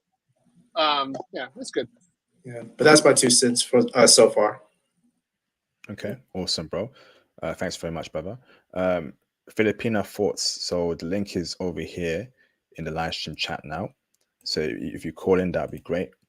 Copy, and here's the link right now in the live stream chat over there. Filipino thoughts. Looking forward to speaking to you, Filipino thoughts. That'd be great. And brothers, hit a super chat, to the PayPal donation, show me some support. That'd be greatly appreciated. It is 4:30 a.m. over here in the UK. I have work at 8 a.m. You see how much work I put in for you, brothers? You deserve a cash out for this stream. This was a pretty good one. I liked it. Just for that one clip alone. That was good. Okay. I'll give you that point. Like, it's a good conversation, and then that last point of like, yeah, that's like talking in Japan. You had a beer afterwards. You're like, all right, yeah, we're cool. Okay. Thanks, Theo. Shout out to Mr. Ro Harris for the $5 super chat. Appreciate you, bro. Been a long time since I've heard one of these live streams. Great intel as always. Thank you, Ro, for the support. I try and give value for brothers. You got the Patreon, the IT game going, the Discord server, the Facebook group, the Facebook page. I'm giving you value, man. So if you can please support, that'd be greatly appreciated. Shout out to Mr. Grady Coffer Jr. for the $5 super chat. Appreciate you, Grady, for the support. Much appreciated, bro. Mr. Dak, can you turn your camera on in the background so I know you're not a troll? Plymouth, you need to catch your device. Dak, you're confirmed. Thank you very much, Dak. Much appreciated, brother. Okay. Let's call in right now. Awesome. Fire away, Mr. Dak. How you doing, brother? Oh, I'm doing well. Hey, Theo. What's up? Sup, Fives? Yeah, Jack, you got a reason. You got a reason to study now, man. You gotta do well in class so you can go abroad. Yeah. Oh yes. I just wanted to make a comment. I always hear these anomalies. Like for instance, like you always hear about, okay, say for instance, like a volcano eruption in Japan. I mean, you have to look at geography in these areas. I mean, like things happen, for us as Westerners, things that may happen in a different country and we see someone come over there, social media is big, right? But unless you talk to someone, have like someone that's like local there, gives you more depth on the culture and history. Certain things that, we may see somebody do that's a Westerner, and it's like, yeah, it may be bad, but on the whole, average, that's not common. So, social media has a way to amplify good things, but also has a way of amplifying just, these attention whores. Sorry about that, but those attention type of people who like to go out there and just, uh, cause ruckus like they do in Western cities. But that just doesn't fly in these other countries. That's all I wanted to say, because I know that a lot of people in the chat, they worry about, well, this thing happened here on this social media post. So I'm like, those are anomalies. You have to look at consistent. You have to look at, like, what's the average, people think out there. What's in their, culture, their news feed, and it's not like what you see on these social media posts. So you really have to treat it with a grain of salt. But that's all I have to say. Yeah. Again, like there was a hostage situation here in Austin, and 3 people died over the weekend. I mean, are people going to sit back and say that you shouldn't go to Texas anymore? No. Or you shouldn't go to Austin? No. You're still going to come to Austin. What they're going to say is, okay, something happened there. We don't know what it is. Keep on going with life. That's it. So kind of same thing with another country. It's going to be really hot here every year in Austin. We have a personal volcano here. It's called the weather. So, yeah. Yeah, and I also have a niece and nephew. They're fraternal twins. They're Colombian, half American, and like, their Colombian side, their family, even though they were in the States in New York, very very traditional, very old school in their household. They speak Spanish, of course, as their first language, but in terms of like their behavior, their demeanor, and their culture is very family oriented. What Pookies do, and in their places, it's just like, okay, you got Pookies who go to certain cities, certain areas. You don't go there. You go where you're accepted, not where you're tolerated. You don't go where, okay, it's going to be shady. And there's a lot of places in the world that are very welcoming to us. Like in South America, Brazil, Colombia, as you mentioned, Guyana. There are places that are there for us, and we should go where we have harmony, not go where there's dissonance. Yeah. I totally agree with you. Yeah, that's a really great point. So not every country is going to give us harmony like that, but there are some that definitely do. So yeah, that's where we go. And if the more we educate ourselves, the better that we're received there, particularly being Black men. So educate yourself, learn the language, learn how to communicate, and go really far. Yes, indeed. Yes, indeed. This is an awesome live stream, man. One of the best ones I've done so far in the year. And we got five weeks left until we reach 2024, which will be right, God willing, Lord willing, the best year of our lives so far. Okay, there'll be a lot of big things happening for us next year. Well, now we got a legit target in Tokyo. So, excuse me, if I could chime in really quick. Hold on there, Faz, before you do so. Okay. Sigma, can you turn your camera? Yeah, you confirmed, Sigma. Thank you very much. Turn your camera off. Turn it off. Shout out to Mr. Babatunde Aluye for the $14.99 Australian dollar super chat. Thank you, bro. Hey, IP. I definitely think UAE is a major contender as a Mecca for passport bros because of its proximity to East Africa and also the IT infrastructure there. You can easily invest in the East of Africa. I did not know that. That's what I'm talking about, bruv. Tax-free money, close to East Africa. Invest your tax-free money in crypto and business in East Africa. Make bank, find a wife, network with Passport Bros, make money together. Yes. Thank you, bro, for pointing that out. Thank you, Babatunde. Awesome. And we had a great UAE stream last month. That was a classic. I Amazing. liked it. That was really good. Yeah, I learned a lot. So, yeah, this is kind of like a continuation of that. So, yeah, good. Yes, indeed. Let me bring in Sigma Black Ronin and go on 5. Say your point before I let Sigma speak. Oh no, it's not really a point. It's more of just an announcement. But usually I go to one new country every year. But for next year, I'm actually running back Japan. I'm gonna do a month or a month and a half, and this time I'm gonna do it right because I'm not satisfied. Okay, and that'll be holiday, right? I'm guessing, and you'll be in Tokyo only, or you'll be traveling all around the country. Sorry. No, I'm not flying into Tokyo. I won't say where I'm flying in from, but it will be mainland Japan. I will say that much. Okay. Yeah. Hold on. I gotta say something about the chat. You got guys talking about going to Moscow or going to Russia. Guys, you gotta think about reality. This war is not a small thing. Please, for your own sake, do not be thinking this way. Please. Because this isn't a place where you want to go even after the war, right? Especially how things are going on right now. So I don't want you guys getting this idea of going there, you go there, and then you're in jail for a few years. Because of course you're straight, so we can't trade for you. No administration is going to try to get you out of jail. So, like, be careful, all right, guys. I've been to Moscow. I know what I'm doing with Russia. Don't play the game. Go to Kiev. That's the place to go. Awesome. Thanks for that insight, FBO. Mr. Sigma Black Ronin, how you doing, bro? I'm doing good, man. How's everybody on the panel? Good. Doing fantastic, bro. Good to have you, brother. Doing well. Yeah, I just wanted to reach out and just tell some of the dudes because I wanted to piggyback off what Theo was saying earlier about when the young man said that he was worried about the baby coming into Japan, and I could tell you're young. You're a very young guy. You're probably not hip to pop culture from the 90s and the 80s, but we've had Run DMC, LL Cool J, Rock the House not once, not twice, but several times in Japan. Missy Elliott, TLC, Rock the Mic in Japan several times. Mariah Carey, Rock that.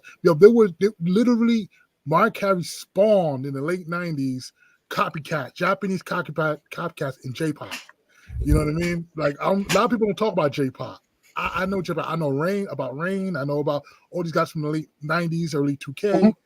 Mm-hmm. Do you have Hamasaki Ayumi? Yep. Yeah, I got Hamasaki. I still listen to her. Amazing. Yeah, amazing voice. And so a lot of the guys, when they're saying like the baby's coming in there, dude, 50 Cent even rocked the mic in Japan at one point. I remember I think he did one concert. Usher, I think he's done 2 tours in Japan early on for the 808. Oh, no, I think it was the not Confessions, the earlier album Confessions, the one that made him like really blow up. So to me, it's like, guys, it's a nation of over 100 million people. We have some influence, but we don't have influence like that. We don't have like deep psychological. We're just fun. We're fun. We come in. We bring our culture. Some of them, yes, you'll find Japanese people who gravitate to it, but majority of Japanese people are just Japanese. They're not going to change. They're not going to change. Yeah. Are you currently in Japan right now? No, I'm not in Japan. I know many Japanese. That's all. I talk to them online, and I've been a fan of Japanese music, and I have friends. I boot on the ground people in Japan. So we have conversations like on when we can. Like, I don't know if you know Kyriaki Jones. No. He's married to a Japanese. He's a YouTuber. Well, in the Passport Bro space, and he's married to a Japanese woman, and he pops in and out from time to time. He's like a ghost, but he gives us boots on the ground stuff just like Theo does. And so no, guys, no, you're not going to. Don't worry about the baby. The baby is going to come in, make his money, and then fly out. Like, he's not going to be chilling there for a week and stuff like that. I don't think he has the attention span to really dive deep into Japanese culture like that. And then let's take Ciara. Even Ciara got a fan base up in there, in Japan. She's more. I would say she's more popular in Japan than she is in America. Ciara. See, oh wow, interesting. So that's the old generation, right? Because she's not really that known. Well, I wouldn't say she's old, but I would just say that she blew up in 05. She blew up in 05 because she dances extremely well. Like she's dope. She's a dope R&B dancer, and she had a good voice. But I would definitely, but she can speak Japanese. That's the thing. She's a black girl that can speak. I was shocked how well she spoke Japanese. Give us the update from that guy Jones as to the scene there in terms of finding a wife and a low body count woman in Japan right now. Is it still good to find a good woman in Japan in 2023? I will say this: I'm not the guy to give that. God, I don't date. I haven't dated. I'm not the guy. But I would say if you can find Kyriaki Jones, he's if you could pop up anywhere at any time, ask him. That's fine, bro. What was that single called? Ayumi what? Ayumi, how do I spell it? Ayumi. Hamasaki Ayumi, I read it out. Hamasaki. I like Japanese music too. Hamasaki Ayumi. Yeah, I have almost all of her albums, to be honest. I have all of her remix albums. I was a crazy fanatic listening to her music in Japan. Great stuff. My wife was like, why do you like her so much? Who do you like? Who? Yeah. I like for me it was like Pizzicato 5 in the 90s. Like the Shibuya K, like that kind of pop. I like that style of music. I also wanted to add to like Brazil also gets a lot of Japanese exclusives before most Western countries. Like a lot of like anime, shows, different types of music. Brazil is like a big hot spot for that IP. Just wanted to put that out there. Awesome. Yeah, I would. Last 5 minutes. Go on, bro.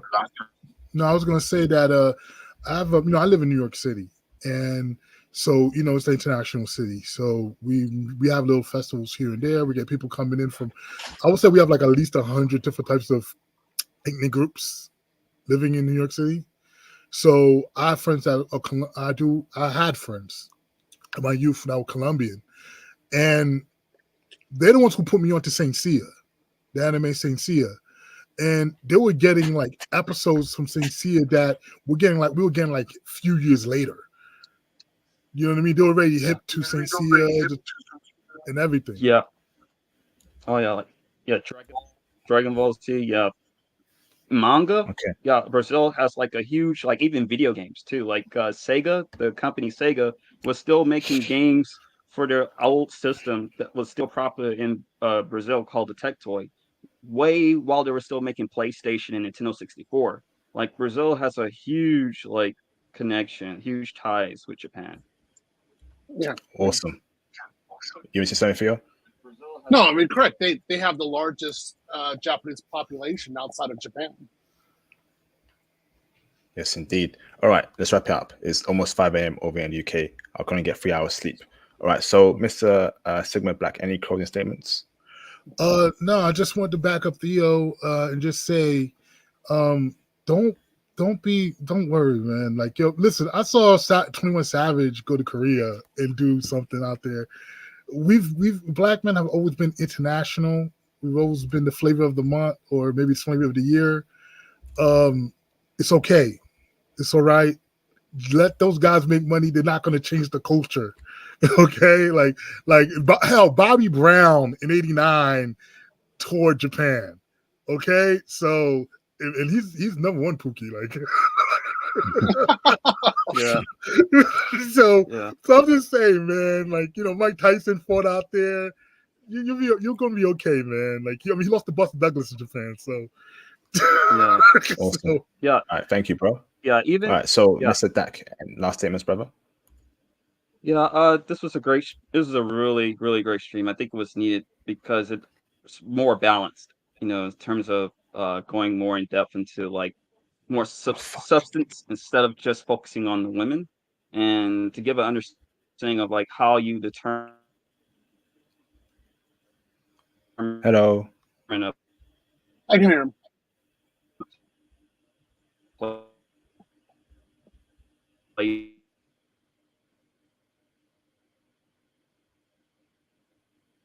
Okay. All right. Thanks for that, Dak. Appreciate you, bro. All right, Mr. Fives. And good to see you again, Dak. Can y'all hear me? Loud and clear. Okay, I'm gonna try to make this quick so you can get some sleep. But like I said, I think the main reason I want to chime in is because I think that the Mecca, again, it depends on who you are, and my Meccas personally haven't changed. I still am aiming for Japan, with again my secondary being the Philippines and tertiary being either Panama/Brazil. But again, my main concern was just sphere of influence, and after being back in America for a few years now, again, I was just concerned about that, but the target doesn't change. I still think that there is a way to go to Japan and speak Japanese and have a good life over there. Yes, indeed. Thanks for that, Five. Good to hear from you, bro. Awesome. Likewise. Mr. Theo Waff in the building. Great stream, Theo. Obviously, thank you for your time as always, Theo. You're a legend in this space. But break it down for us, bro. Hey, had a great time. Great conversation. Great way of thinking about things. Glad we did it.